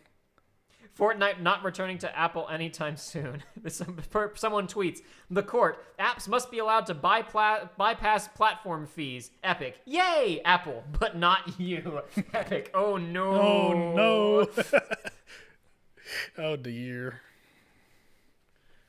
Tim Sweeney confirmed on Twitter just how massive of an L Apple took in its recent trial against Epic took in its trial against Apple. Apple has effectively blacklisted Fortnite from all Apple products until the legal clash between the two massive corporations reaches its conclusion, which could take as long as 5 years. Ooh. That's even longer in Peely years. This is a Kotaku article. Yes. In the tweet, Sweeney posted a letter Epic had received from Apple, confirming that Epic's Apple developer account will not be reinstated, and that Epic cannot even request reinstatement until the court's judgment becomes final and unappealable. That can take up to 5 years. That's it's one of those things where it's like I really don't have it's like I don't have hatred in my heart for Fortnite, but I love to see the downfall. Yeah. It's like I love it. I feed off of it. Ninja Bunny says, ew, who would use an N64 controller when you can play the Switch with literally any other kind of controller? Yeah, so Ninja Bunny, we were talking, I think you came in late. We were literally talking about how not only, you have to buy this thing for 50 bucks. You cannot purchase it unless you also get the upgraded. You have to also pay additional money for the subscription fee, which I missed before because we were not paying that much attention. But it's in here somewhere, so we're gonna listen to it now. Both can be used wirelessly. And also, who would ever play with the Genesis controller? Like, yeah. Both. Two of the worst. Yes. Like, good consoles with the worst controllers, these two are, like, really high up there. Yeah. There are worse controllers out there, but they're mostly for crappy pieces of I don't hardware. think there is a worse Nintendo remote. No. Let's see a few more Nintendo Switch headlines. No. Okay, hold on. No. You talked about fees. You talked about changed fees. Where is it? To the new plan. Of course, you'll still be able to. This is Nintendo Switch. They're calling it an expansion pack. To get Genesis games! Oh, dude, they'll add more games to the service. Just be patient. We Nintendo promise. 64 games. Membership. As well as the ability to play the included Nintendo 64 and Genesis games. This is Nintendo Switch Online plus expansion pack. This new membership plan will be added in late October. Of course, you'll still be able to continue using the existing plans. Also, those who have an existing membership plan can change over to the new plan. We'll share more details about this new membership plan at a later time, including the exact release date and pricing information. For now, however, we'd like to announce the games that will be available when it launches. How much you want to bet that if you have the like you can upgrade your current subscription? How much you want to bet there's going to be no price difference at all? It just means that if you have Nintendo Online, you can still buy it. There's no price. way. No, because the whole problem with them, like the whole reason they're not motivated to add games, right, is that they were concerned. We are now going to do the Xbox Live thing, and we're going to charge for online services, but we just took a huge L with the Wii U. And we don't know if people are going to actually pay for that crap, right? So we have to trick them. So we are going to throw a bunch of features. And so I mean, remember this logo that they're showing of this is what's offered, right? Yes. Okay, so online play, retro games, cloud saves, phone the app. And then extra bonus surprises, right? There has not been a single extra bonus surprise. No. The extra bonus surprise feature was there in case no one got it. Yes. But then the Switch sold like hotcakes, and everybody has the service because they only know Twerk and McDonald's and charge their phone. So they're all playing the games online. So this is already a success. So they do not. There's no this would have been getting pushed harder. And bonuses would have been happening if nobody was using the service. Right. But they're making $1 bajillion, so there's no real reason for them to add extra games to a service when everyone's subscribing. Now they're literally just pushing their luck. Now it's, can we trick people into giving us even more money for our garbage? The thing is that on one hand, making the infrastructure work this way means that they are more likely to carry the ecosystem over to the next system, which is good. Because they're no longer building a unique storefront with so maybe they're just saying this is part of the existence of having a Nintendo Online account. Yes. And so when the Switch 2 Electric Boogaloo comes out, maybe they'll continue to carry this service over. That's the only upside to this. Because now the problem is they have no real reason to update the service because people will just keep using it anyway. So if they're going to add stuff like everybody is saying, if more people aren't going to subscribe, then they're basically just doing these games at a loss. Yeah. Not a real loss, because they are continuing to make money off of a subscription service, but a perceived loss, because those people would continue to be subscribers regardless. So in order to justify this cost internally, they have to say, now we'll up the price to get these games included in the service. And they'll do this again if they get to GameCube and Dreamcast games, which they won't anyway. No. So I don't know why I even bothered to say that like a crazy person. And the thing is, you're saying that they're doing this so they can bring it on to the next console, but I promise you they won't. No, it makes sense. What you're saying makes sense, but it's Nintendo. They will not do it because it's Nintendo. It's tradition, Jacob. All I'm saying is, the only upside to this approach to the model is that they won't do it. Existing membership plan can change over to the new plan. Anyway, God, so pay $50 for worse remotes on our console, and you have to pay. And previously, you could only get the NES and SNES controllers if you also had an active subscription because you had to order it through their store. Yes. And you have to have the updated membership to order these new controllers. So you have to have the subscription, and you have to pay the extra fee to get the Genesis and 64 games, and then you pay $50 for each controller if you want it. Remember on the Wii when every classic game was compatible with the GameCube controller that you probably already had laying around? Yes, I do remember that. Remember when they made an adapter for the GameCube controller but won't let you use it on anything except for Smash Brothers? Even though it has native compatibility and people have cracked it and it just works? Yeah. Well, it's like the Bluetooth garbage recently where it's like they flipped the Switch and allowed Bluetooth on it after 5 years.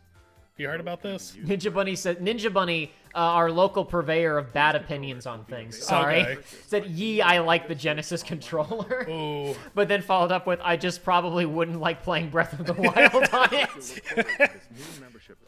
I mean, listen, the controller, it works on the right game. It's just... anyway, whatever. I never owned a Genesis, so sorry, Ninja Bunny. I don't know you, and that was probably unfair of me to take a shot at a member of the audience like that. You have plenty of very good opinions. As long as they match ours. It's true. You know what they say about opinions? They're all wrong unless they're mine. No, I spent last night once again getting into an existential nightmare dread catastrophe mode of people who think media criticism is objective or can be objective. So don't worry, no one's opinions are bad. People like different things.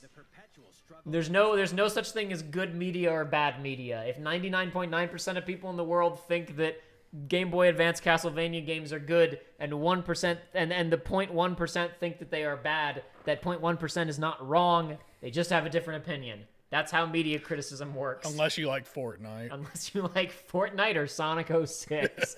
Anyway, I've played more Sonic 06 than a lot of Sonic games, honestly. It's because I'm a masochist. It's a game that's hard to look away from. It is. It is hard to look away from. It's an endlessly fascinating video game. It has some good music.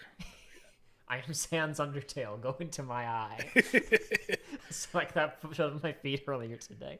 Again. No, I was watching stuff about Star Wars prequels, of like, you know, their secret masterpieces and be respectful to George Lucas's vision and whatnot. And I was trying to give these things like a fair shake because basically I was watching something I didn't get all the way through because it was like 2 damn hours long. Maybe I'll watch it some other time.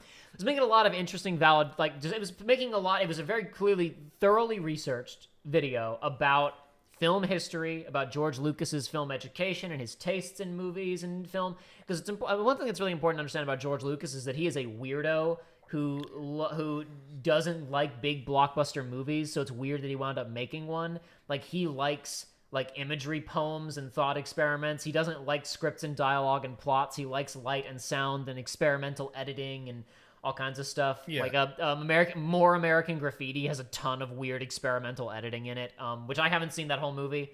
I've watched stuff about it though. I like the first American Graffiti. More American Graffiti is kind of a weird movie, but anyway, that's beside the point. Regardless, basically, this person was making a lot of interesting points about how when you look at the prequels, you can see elements of what Lucas likes in movies in them, right? Yes. And you're like, yes. And indeed, when you have a greater understanding of Lucas's authorial intent and what he likes and dislikes, you can notice things that he's referencing and like scenes that he's ripping off wholesale. I mean, referencing from other movies that he likes and stuff, right? Oh yeah. And it's like, okay, sure, yes. The pod race in episode 1 is just the chariot sequence from Ben-Hur. That was something that I realized as soon as I watched Ben-Hur for the first time. I was like, oh my god, this is like almost shot for shot in spots.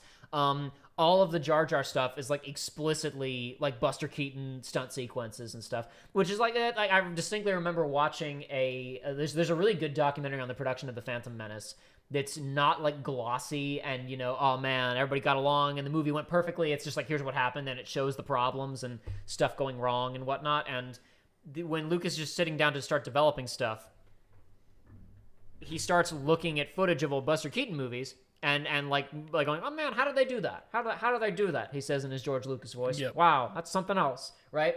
And then to think that like, okay, I'm gonna put a bunch of Buster Keaton stuff in my movie as like an homage to all those old silent films and comedies and clever stunt work and visual storytelling and stuff, right? And it's like, okay, the thing that's amazing about the Buster Keaton movies is like the incredible timing and the amount of work that went into making all of this stuff happen and the trickery to pull off the stuff that wasn't possible to do in real life and the stuff that they did do in real life that was just incredibly risky and had to be very carefully designed. And it's like, oh my god, these movies are incredible to watch today because you can't imagine a human being doing those things. And it's like he has Jar Jar, the computer character, doing them against a green screen in the computer world. In the computer world where he can do anything that he wants. And so it's like the craft of like, oh my god, is gone. But like, to be fair, there is something interesting. I would say that it does take a certain kind of genius to say, I'm going to take a bunch of Buster Keaton like running down a hill from like barrels and stuff and dangling off of things, and the famous like dangling from the clock tower sequence and all kinds of stuff that were done in those movies and other stuff like that. And I'm going to put them in a giant war scene where people are getting shot and bombs are going off, and I'm going to put epic John Williams score in the background, and this is going to be directly juxtaposed with Liam Neeson getting cut in half. It takes a certain kind of genius that can be appreciated to make those types of creative decisions, I think. But like, specifically, a lot of the points of this video in particular that I was watching, I was like stuff that I already knew and agreed with, and other stuff I was like, that's an interesting, I hadn't noticed that before, whatever, right? The problem with the video is that his entire thesis jumping off of point is all media should be judged on how well the author's intent was accomplished. That's all that matters in media criticism, is you should look at it through the perspective of how well the author's intent was realized. I mean, if that was real, then The Room would not be regarded in that is literally exactly the response that Joshua texted me last night when I was talking to him about this. Was The Room is the greatest movie ever made. And it's like, what? So does that mean that any movie where people who worked on it who disagreed about what they wanted to do is bad? Like Blade Runner, right? Ridley Scott and the writer and the cast and the author of the original short story all hate each other and disagree on what the movie is about. Does that mean that it's a shitty movie by default? Like, what does that mean? And then the counterpoint, this guy, who for the most part was clearly trying to not do like the Mr. Plinkett thing of like, I'm going to be like, I'm talking in like a respectful way about stuff. Then he had a video where he was ranking the Star Wars movies, and he put The Last Jedi in last.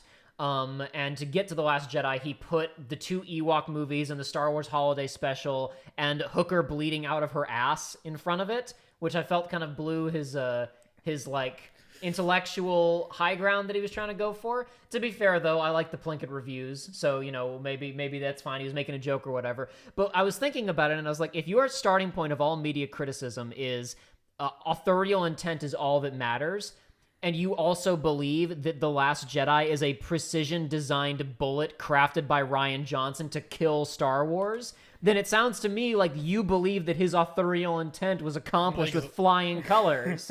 So why is that not a great movie? Because it doesn't fulfill George Lucas's vision of what Star Wars...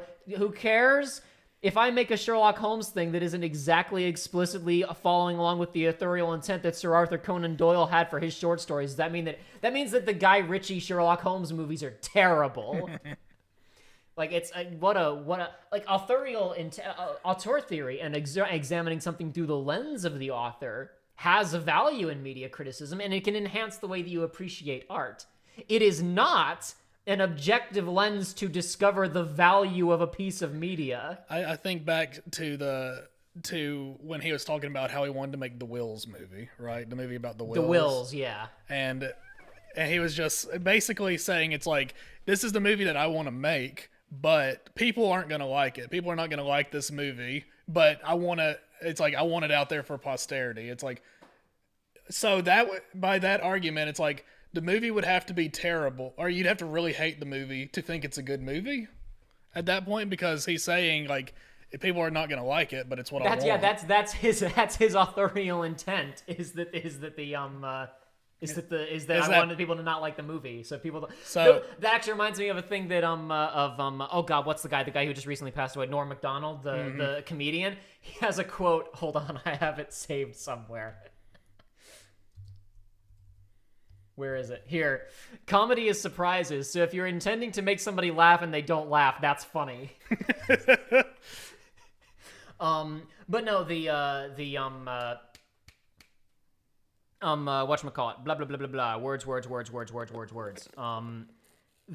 So Lucas said similar stuff ahead of time about the prequels of, like, I don't think fans are going to like it, and this guy makes an argument of, like, so this guy also thinks that The Empire Strikes Back is the worst of the original 6 Star Wars movies because it violates George Lucas's authorial intent because Irving Kershner didn't direct it the same way. Because Lucas has a very documentarian style. He likes shooting stuff flat and pulled out, which is really interesting. And it's very valuable, especially to that original Star Wars movie, because it makes it feel, in many ways, like very real and like it's happening. Because he doesn't do like camera pushing on people's face. He shoots wide. You're not getting the camera spinning around. Yes. And Kershner does a little bit of like pushing it on actors' faces and a little bit more of an active camera work in spots. And this guy like justifies it as like, but that was fine because he was brought in to emphasize the characters and stuff. But he still thinks that's the worst of the original 6 movies. And also when he's talking about Lucas's like style, he's talking about how Lucas shoots everything in this flat way of like a documentarian, right? But then he shows like a bit from a commentary track on Revenge of the Sith where Lucas has like this big, very cinematic shot of when the spaceship at the very beginning of the movie is crashing onto a crash strip, right?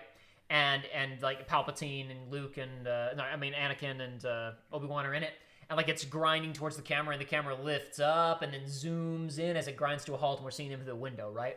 And in the commentary track, he's like, "That's a very Spielberg shot." I was kind of giving Spielberg a little nod there, and it's like, okay, so you can violate your own style as long as in a commentary track you say that it was your intent to violate your style, and that makes it good. Like the guy had a lot of interesting stuff to talk about with those movies, but his entire perspective of as long as the author said he was trying to do it, it's good, was like, that's not how art works. Somebody can like that shot or not like that shot, and that's how opinions on art work. Like, that's how opinions in real life work. Yeah. You can say that, like, a political opinion is damaging to somebody, so it's bad, but to somebody else who doesn't like those people, it's good. You could say that the guy who invented the computer chip in Terminator that caused Skynet to go rogue and kill everybody was bad, but it was good for the machines. Yeah. That's how opinions work. And it's we're gonna play Psychonauts in a little bit here, Dorok Zero. We're gonna switch over to that shortly. But the frickin' the attitude's just weird. Of like it needs to be like this.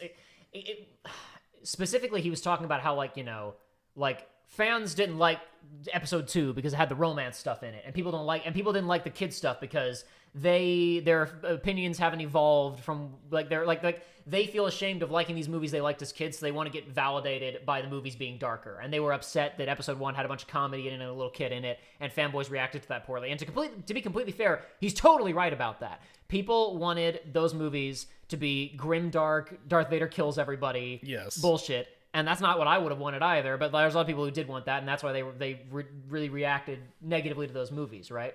And that's completely fair. But then he also makes a point about like how, if people understood that the romance between Anakin and Padme is supposed to be like simplistic and corny, like an old 40s, romantic movie or whatever, right? I watched those movies not long ago, and that is not the vibe I was getting from it. I have watched a lot of old movies, and I watched a lot of movies with all them classic, super charming film actors who all have incredible scripts to work their way through and easy banter, and that's the signposting of it. Not that the romance is simple.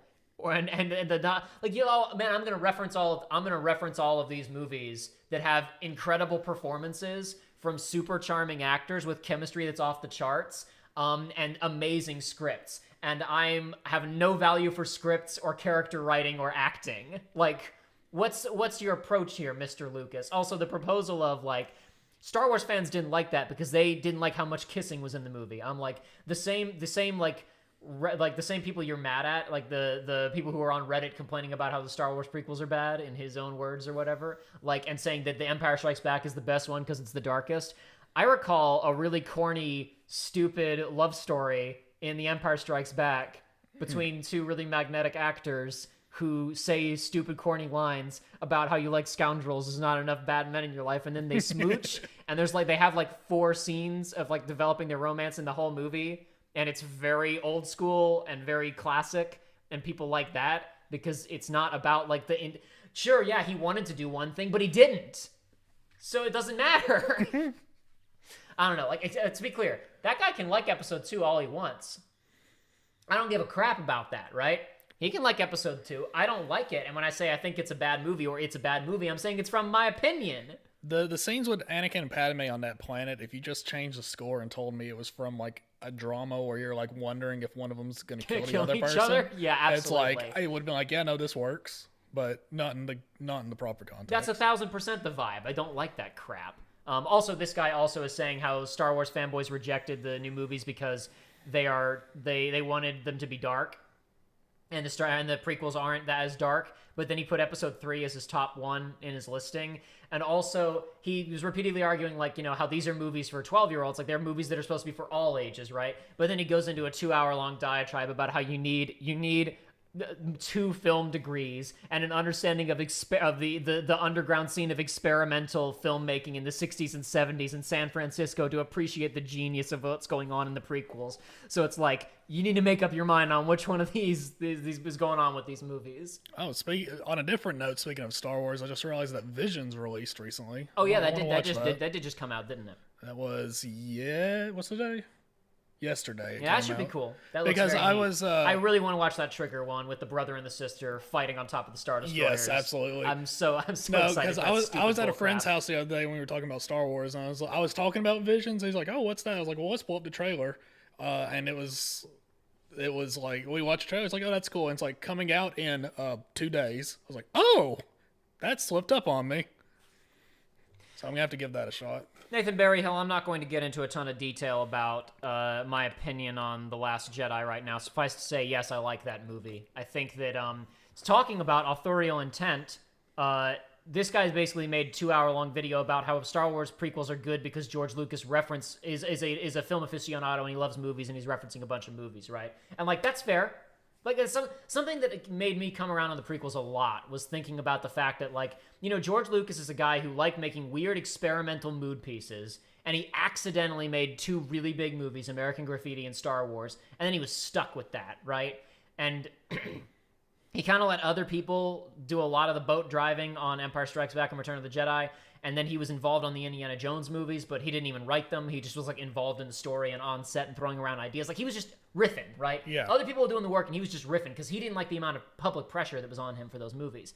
And then for a long time, he just kind of retreated into managing the Star Wars brand and rolling up a bunch of money. He really didn't make that many movies. Like Lucasfilm did make some movies, but he was mostly just like producing them and overseeing them and letting other people do creative stuff.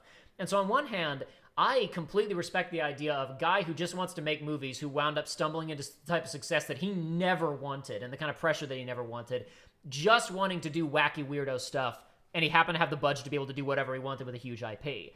And looking at the prequels from that perspective, I have a lot more, like, I guess, respect for ideas and stuff, because like I've always said, like, I like the imagery of the prequels. I really like there's a lot of cool effects and cool locations and spaceships and whatnot, and the fact of the matter is, at the end of the day, that's what Lucas cared about. Yeah. Not just because of toy sales, though that was a big component of it, because he made a lot of money. And it did, because when I was watching the prequels, I kept tricking myself because I'd see like the various troopers, like, oh, that's cool, that's a cool design. I like the way that looks. Oh, that's a cool looking ship. I still think like the moment in all those movies, I guess not in all, but one really stands out to me where like the whole, like the veil falls away of like them being toy commercials is during the Order 66 montage. That's like the ultimate tragedy of the series, with all these innocent people being killed and you're cutting around between these different places and all these guys are getting wiped. During that sequence, like 6 new vehicles are introduced. And it's like, wow. There's a bit where it cuts to the Wookiees fighting the droids, right, on the Wookiee planet, and it's like, this is now officially, even in the context of a movie, a conflict that does not matter. And there's like 2 minutes of like Wookiees swinging and doing Tarzan noises that this guy points out in his video. It's like, see, he's referencing the Tarzan movies. Great, that doesn't make the scene good. And like the somber everybody's dying music is playing as Wookiees are making Tarzan noises, and then it cuts to the big 6-wheeled clone trooper tank coming over a sandbank and shooting missiles everywhere. And it's like, okay, we're here to see Yoda cut some guys' heads off and run away. That's why we're here for this scene. But he didn't know where else to put the glory shot for that ridiculously expensive 6-wheel Lego set that I remember seeing in Lego Magazine back in the day. So we'll put it here, I guess, because this is where it fits into the editing. It's just, anyway. But the point is, looking at it from the perspective of dude had not made a movie in like 20 years, and he loves movies, and he just wanted to put stuff on screen. I got a lot of respect for those movies from that front, at least. They got a lot of very inventive imagery and whatnot in them. But I am not, like, the entire argument of any objective film criticism is impossible. That's not how media criticism works. Just the objective observation of the universe and opinions are 2 completely different things. A movie, like the really blatant argument is like a shot in a film can be out of focus. Like an entire movie could be shot out of focus. That doesn't make the movie bad, because all someone has to do is watch the movie and enjoy it, and to them it's a good movie. Yeah. You can make the objective observation that most of the film is shot out of focus, but that does not objectively make it bad, because there's no such thing as an objectively bad movie. Even if a movie physically, literally hurt you, if Freddy Krueger or the Ring Monster came out of the screen and killed you, is that objectively bad for the universe? Maybe you were a bad person. Even if you weren't, maybe somebody didn't like you. Maybe somebody didn't like you and it was good for them that you died. Yeah. Maybe it was good for the person who made that tape. They're like, yes, it worked. That Ring tape worked. It really did. It really did kill him. Anyway, just very briefly, very, very briefly, on the subject of if authorial intent is all that matters, Lucas, in those 3 movies, spent a lot of time riffing images and ideas that he really likes, right? That's a big argument this guy makes in his video. And it's like, okay, well then you could move a direct line of that forward to The Force Awakens, which is a movie where J.J. Abrams, a guy who grew up with Star Wars, so now that's his pop culture, that's his film history, among other things that are referenced in that film, because there are other films and things he wanted to reference in that movie. He is now doing a movie that's homaging and referencing to the imagery and aesthetics of things of pop culture that he liked, and now it's come full circle, and the movie that George Lucas made, with all of the pop culture references in it, is now itself pop culture that is being referenced by somebody else. You could make an argument that J.J. Abrams' authorial intent was, I want to make a movie that's comforting and fun and references back to how Star Wars felt, which was his explicit stated intent, which I think an argument can be made he accomplished with flying colors. And you could even say that it is a perfect full circle in keeping with George Lucas's authorial intent of what Star Wars should be by now referencing back to itself and showing how far everything has come. And I think that means that authorially it is a perfect movie as well and cannot be besmirched. Anyway, short version to Nathan Berryhill and anybody else in the comments section. I've talked about this previously in other videos, and the reason I will never make a video about Star Wars, like a proper one, like talking about the Star Wars movies, is because the second that you get into that kind of discussion, you have other people coming out of the woodwork whose entire job is making videos about how Star Wars sucks. So they are looking for people making reviews to then react to and shit on. And it's like, I just don't have the energy for it. No, I was going to say, making anything Star Wars related is hitting a bee's nest. Whatchamacallit, Cosmonaut Variety Hour, he did 3 videos, one on the prequels, one on the original trilogy, and then one on the sequels, like just reviewing them. Yeah. And I saw a video just the other day that was like, Cosmonaut Variety Hour analysis of a dumbass or something, and it was like an hour and a half long video that I assume is just a takedown of his prequel reviews.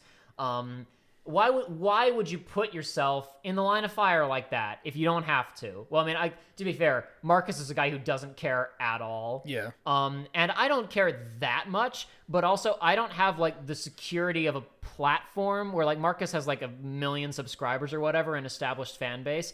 I've got a couple thousand subscribers on this channel and 2,000 whatever on the other channel, most of which are dead subscribers. And like, if like freaking Mauler or whoever decided that he wanted to do a stream where he talked about a Star Wars video that I did, guess what? I've got 10,000 people coming down on my head to talk about how stupid I am. Mm-hmm. And I just don't that doesn't sound like a good time to me personally. So I'm never going to do a proper review of any of that stuff. But anyway, Force Awakens, kind of a redundant movie, but it's well made, and I like all the characters in it. And people will get upset about this, but I like what they do with Han Solo. And if you want to argue about authorial intent and what people wanted, Harrison Ford wanted to get killed. He's wanted to be killed in those movies since '83. Anyway, I think The Last Jedi is really good. If you want to watch, I think it has a lot of problems. I think that it's very clear that Rian Johnson, who I feel confident saying is a good writer, having watched stuff like Knives Out, which he also wrote, which is a really sharp movie. I still need to watch that. I own it if you want to watch it sometime. Very I have good. it on Blu-ray now. Would love to. I feel fairly confident that Disney's restriction of we want to movie these out a year meant that all those movies got written in like a matter of, like the first movie clearly had a little bit of time in the oven, but they just wanted to do a rip-off of the old ones, so it didn't accomplish a whole lot. And then all the other ones after that had to be written like while the previous one was wrapping up being shot, and then had to get into production right away. So Rian Johnson probably had a matter of months to write that movie.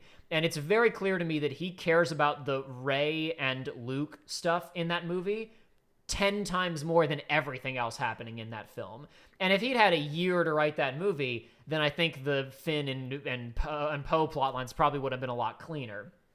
But at the end of the day, if you want to make an argument about how the value of like episode 1, for example, is just in establishing the political temperature of the Republic, right? Because you can really make an argument that the episode 1, The Phantom Menace, you could almost skip and not lose much in terms of plot progression. But people will argue you need that to understand the political climate of the prequels. I would argue that you don't, because the political climate of the prequels is a mess, but that's a whole other discussion. I think that the perspective provided by people say, oh, the whole plot line of Finn and Rose running off is pointless. But then like, okay, sure, but the entire plot line of Obi-Wan is going to investigate where the clones came from comes to absolutely nothing. It gives us information as the audience about clones, and it gets him captured so that a big fight can happen. But really, like, what did the fight at the ending of on Geonosis even matter? Like, they were going to go to war anyway. Neither side accomplished anything in that fight. All the Separatist leadership gets away. None of the Republic leadership dies. Some Jedis die, I guess. Like, there just would have been a fight. Some Jedis who are nameless until they weren't in later in comics content. and books and whatever. And it turns else. out they're the biggest badasses in the world, but then they just die in 2 shots anyway. Not much is really accomplished in Attack of the Clones. I mean, we learn information, and the thing is that, like, most of the stuff that's going on in the prequels is backstage maneuvering by Palpatine. There's not much happening in the explicit text of the first 2 movies. 3 is a fairly active movie. There's a lot going on in Revenge of the Sith. I'll allow that. Because at that point, like, what's going on with the characters in the scenes where they're just sitting around and talking actually matters, because Lucas finally decided he wanted to depict the relationship between Palpatine and Anakin. He thought maybe that'd be important to show at some point in the movies. But anyway, I'm getting off track. The point is that you can make an argument that the primary function of the Obi-Wan Kenobi forensic investigation plotline in Attack of the Clones, since he really doesn't learn, he gets all of the information to indicate that something is going on and he doesn't do anything with it. We just learned there is an army, and like that's really it. That's all that comes of it. We as the audience get information, but the characters don't. The characters completely and utterly fail to perceive how horrible the situation is and how screwed they are, but that's fine. The plot line with Finn and Rose doesn't necessarily go anywhere in terms of them accomplishing anything with regards to the plot, but it's used to further the themes of the film, and it's used to explore the socio-political climate of Star Wars. One of the biggest problems for me with Star Wars, with it being a franchise, because I'm one of those people who's like, I wish there had never been anything else after Return of the Jedi, really. Like, the story should have been done. If there's going to be anything else, I just want fun adventures, and I really don't care all that much. Beyond that, just go ahead and do whatever. Which is why I really don't have a problem with the prequels. There's stuff about them that I don't like, but I'm like, it's not important to me, really. Like, I'm not bent out of shape over it. But one of the biggest problems with Star Wars for me is, like, so what is the state of the universe that allows, like you do these continuous, and you have KOTOR, right? It seems like the world has just been in this perpetual cycle of bad guys get power, kill each other, good guys rise to prominence, then bad guys show up, kill them. Like, what's the point? What's the point of it over and over and over again? And having a plot line where it's like, they go to a big casino, and it's like, okay, literally the entire central government of the galaxy was blown up in storyline less than 24 hours ago. And these people are all drinking champagne and shooting craps. Because for them, it doesn't matter. Because they're just making money off of the military-industrial complex. They sell stuff to both sides. Business is going to be very good for them because the First Order is going to need more troops, and they're going to go around and burning more people, and they're going to be selling hardware to those guys, so they really don't care about anything. And having this level of kind of almost nihilism introduced into the series, and having a character, Benicio del Toro's character specifically, who comes along and says, this is all stupid. I'm going to get mine. You should not fight for the good guys or the bad guys because it's all the same difference. They'll kill each other. One side will take over. Then somebody else, or a rebellion will come along, or an empire will come along. It'll keep going forever. Make money. Run around. Be by yourself. Don't get involved in this crap because there's no point because you won't change anything. Just stay alive and get yours, which is a perspective that you have with Han Solo in the first movie that he kind of gets over, but it wasn't explored in anything beyond like the character perspective. It wasn't explored in like a cosmic sense. And ultimately the decision that the character is being tempted by this comes to is that he's incorrect about it. One of my favorite moments in that movie, which I know you haven't seen, Joey, is Benicio del Toro's character has now betrayed the good guys that he was helping out to save his own skin, right? And he's like, man, I told you, you should have stuck with me. Shouldn't have picked sides, whatever. I really am sorry. I liked you, but I gotta go. I told you it's not worth it to pick sides on anything. Nothing means anything. The world is assholes, right? And then Finn, our main character, in a big character moment for him of like affirming, I am deciding I'm gonna be a good guy, goes, you're wrong, right? And Benicio del Toro goes, maybe, and turns and walks away with his money. And it's phenomenal. I love that scene. But anyway, I'm getting into too much detail about The Last Jedi, which I just said I wasn't going to talk about. But the point is that I find that it has interesting stuff going on. And what am I even doing? If you want to hear somebody talk about why I think The Last Jedi is a good movie, watch Neryl's video on The Last Jedi. Neryl, who does a lot of video game stuff. Hold on. I have this window open. I don't know why I'm not using it. Neryl's a good YouTuber. He's got a lot of good stuff. He thinks Skyward Sword is a good video game, but that's okay. That's crazy. Anyway, he's nuts. He's insane. He's got some of the best. He's got some really good videos on Resident Evil actually that I really like. But anyway, This video on The Last Jedi, if you want to know my opinion on The Last Jedi, basically just watch that video. I disagree with him on some points, and he pretty much just talks about the broader thematic stuff and then zeroes in on the Rey and Luke stuff. I mean, he even himself goes, I don't think even, he's basically at one point says, I think the people who like this movie probably aren't into the Canto Bight casino stuff all that much. And I'm not. I thought those parts were okay, I guess. Though I will say my favorite new composition of the entire new trilogy, I think, my favorite new John Williams composition is the Finn and Rose track that plays when they're leaving Canto Bight. Like, that whole, like, people talk about that movie being so shitty or whatever. The sequence where they're escaping from that city on big woolly fantasy creatures is so whimsical. It's what I go to see movies like Star Wars for. But anyway, and then also he has a video on The Rise of Skywalker that I also really like. If you want a summary of my opinion on The Rise of Skywalker, also just watch that movie. I love this thumbnail. He's got Palpatine in Boba Fett armor with 2 lightsabers, 6 Death Stars, 2 Darth Vaders doing flips in the background. It's fantastic. Anyway, if you care what I think about the sequels, watch The Last Jedi. Watch his Last Jedi video and watch his Rise of Skywalker video. And while you're there, watch his video on Mother 3. Watch his video about Mario 3D All-Stars in the case for competition. Watch anything that he's done about emulation. This recent video, Emulators and Modders Continue to Kick Ass and I Want More, Daddy. No safe word. It's just an overview of a bunch of really interesting advancements in the emulation scene recently that are all really good. His review of Star Fox Zero and the Wii U in one go. He reviews the console and Star Fox Zero, A Tale of Two Shitties. Fantastic video. I really like Neryl's stuff. He's really good.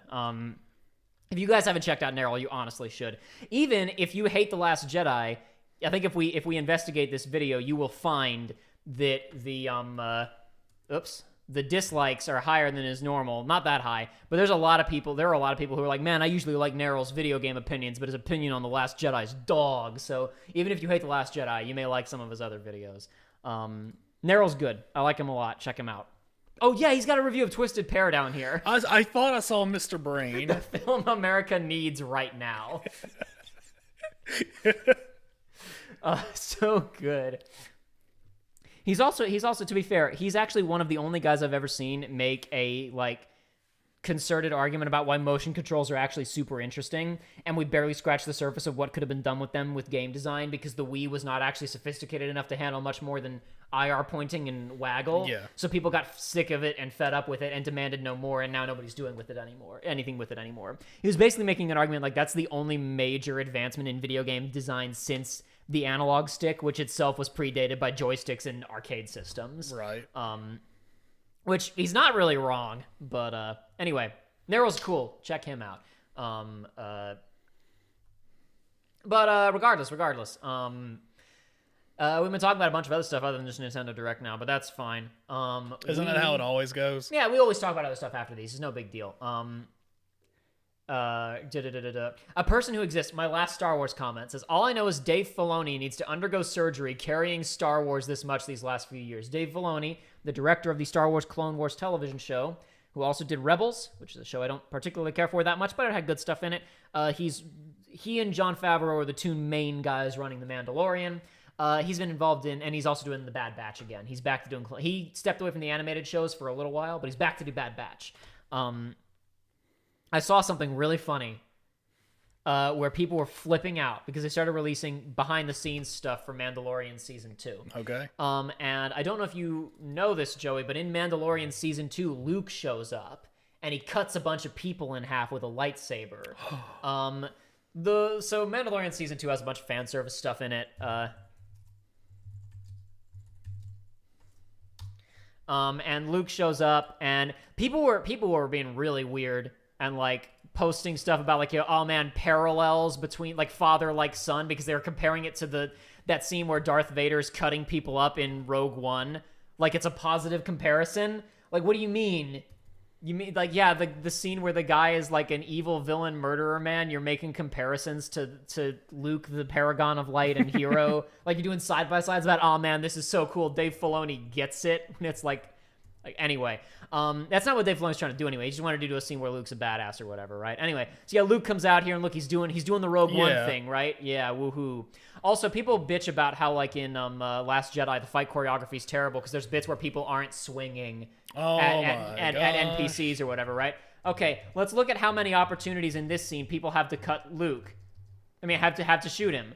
That guy's just missed by like a mile. He's now swinging to the right, so these guys all have a clean shot on his torso. The point that I'm making is not that this fight scene is bad, but that all movie fight scenes are fake. They're bunk. Unless you're watching Zero Dark 30 or Sicario, in which the Delta Force operators blow everybody away in 5 seconds and there's no fight. That's a realistic fight scene, boys. Everything else is fake. Anyway, point being, Luke shows up and he's doing all this fighting, right? Yeah.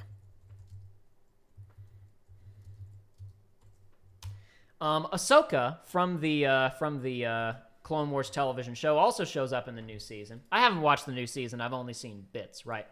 And fights the Mandalorian, right? This is really low quality, but I don't care. They fight a little bit. She flips around. She does lightsaber stuff. Whoopee, right? Okay. Yes. So behind the scenes stuff came out for this recently. And Filoni said, you know, it was interesting directing the Luke scenes, because Luke really, you know, he trained with Yoda, but I don't know who taught him how to sword fight, because Obi-Wan didn't do that, and Yoda didn't do that, so he probably wouldn't have a very formal style compared to someone like Ahsoka, who technically has been training since she was like 4. She has decades of formal training in this kind of stuff. So instantly people on Twitter started leaping on this, going like, in Dave Filoni's world, his OC Ahsoka is more powerful than Luke Skywalker, right? Then people immediately started realizing, wait a second, hold on. If I'm mad at this, I can't be mad at Rey beating Kylo Ren in a lightsaber fight. So suddenly they started quickly backpedaling and going, never mind, forget it, maybe it's not that bad actually. And trying to make justifications about how it's fine in this instance, but when Rey managed to beat like Kylo Ren with no lightsaber training, that was nonsense. It's ridiculous. Ninja Bunny, I actually learned why she has colorless lightsabers. You were mentioning that you really like Fallen Order. I learned why she has colorless lightsabers from the Jedi Fallen Order playthrough, because she has white lightsabers in Rebels, right? And I always wondered what was up with that. I've never seen white lightsabers before. And we've talked about how like lightsaber colors are stupid, and like you should just be able to get whatever color you want. And it's weird that bad guys always have red. Yeah. And it's like different versions of canon have said like being evil corrupts the color of your lightsaber, right? And then like KOTOR said they hatch from these specific creatures, or like, but like you have to kill a baby to get the red crystal or whatever, right? Anyway, in apparently the new lore of Disney lore, right? What happens is, if a good person gets a red lightsaber, over time, their light side energy will bleach the crystal. So Ahsoka is carrying lightsabers that she took off of Inquisitors who she killed with her bare hands. And that's why it's white. That I actually kind of like. I thought that was kind of cool, because it also implies that she had to go and kill those and get them when she didn't have a lightsaber. But anyway, that was the whole separate thing. Just he mentioned Dave Filoni, and I remembered that thing where people were like, he's making his OC more powerful than Luke, but Luke should be more powerful just because he's the main character, even though he doesn't have training. Oops, I can't be mad about Rey winning a lightsaber fight now. I know you still haven't seen the sequels, Joey. It's also, I don't like it's so clear. I don't understand how people did not get it. Kylo Ren, the villain, is emotionally unstable because he just killed his father, which he's very mixed about. He's not sure how he feels about that. I did see. You have seen Force Awakens now? I have, the other day. So you know what happens in that movie is extremely emotionally torn, unstable man kills his dad, then gets shot in the chest with a Wookiee bowcaster, which is one of the most powerful types of guns in existence, which the movie bothers to go out of its way to establish, because it wasn't really in the previous films. It was just invented by fans that the bowcaster actually fires a slug, which is coated in plasma, which is why it does the kind of damage it does. But they multiple times in The Force Awakens bother to go, this is the best gun. This is strong. This is powerful. Then he gets shot in the gut with that and proceeds to have a fight. And people are like, how could he lose? First, it's like, he's emotionally unstable. Also, he's bleeding out. Because that's the thing. It's like I don't think a blaster would cause blood. I think it'd have to be that slug. Yeah. But, yeah. Yeah, No. they show him bleeding and punching. It's so easy. Anyway, sorry. People want to be upset. That's fine. Nathan Berryhill says Jacob's explanation isn't far off. It's not an overtime thing though. It's more of a ritual. Okay. I trusted man in comments section on Fallen Order. I did not do any further research.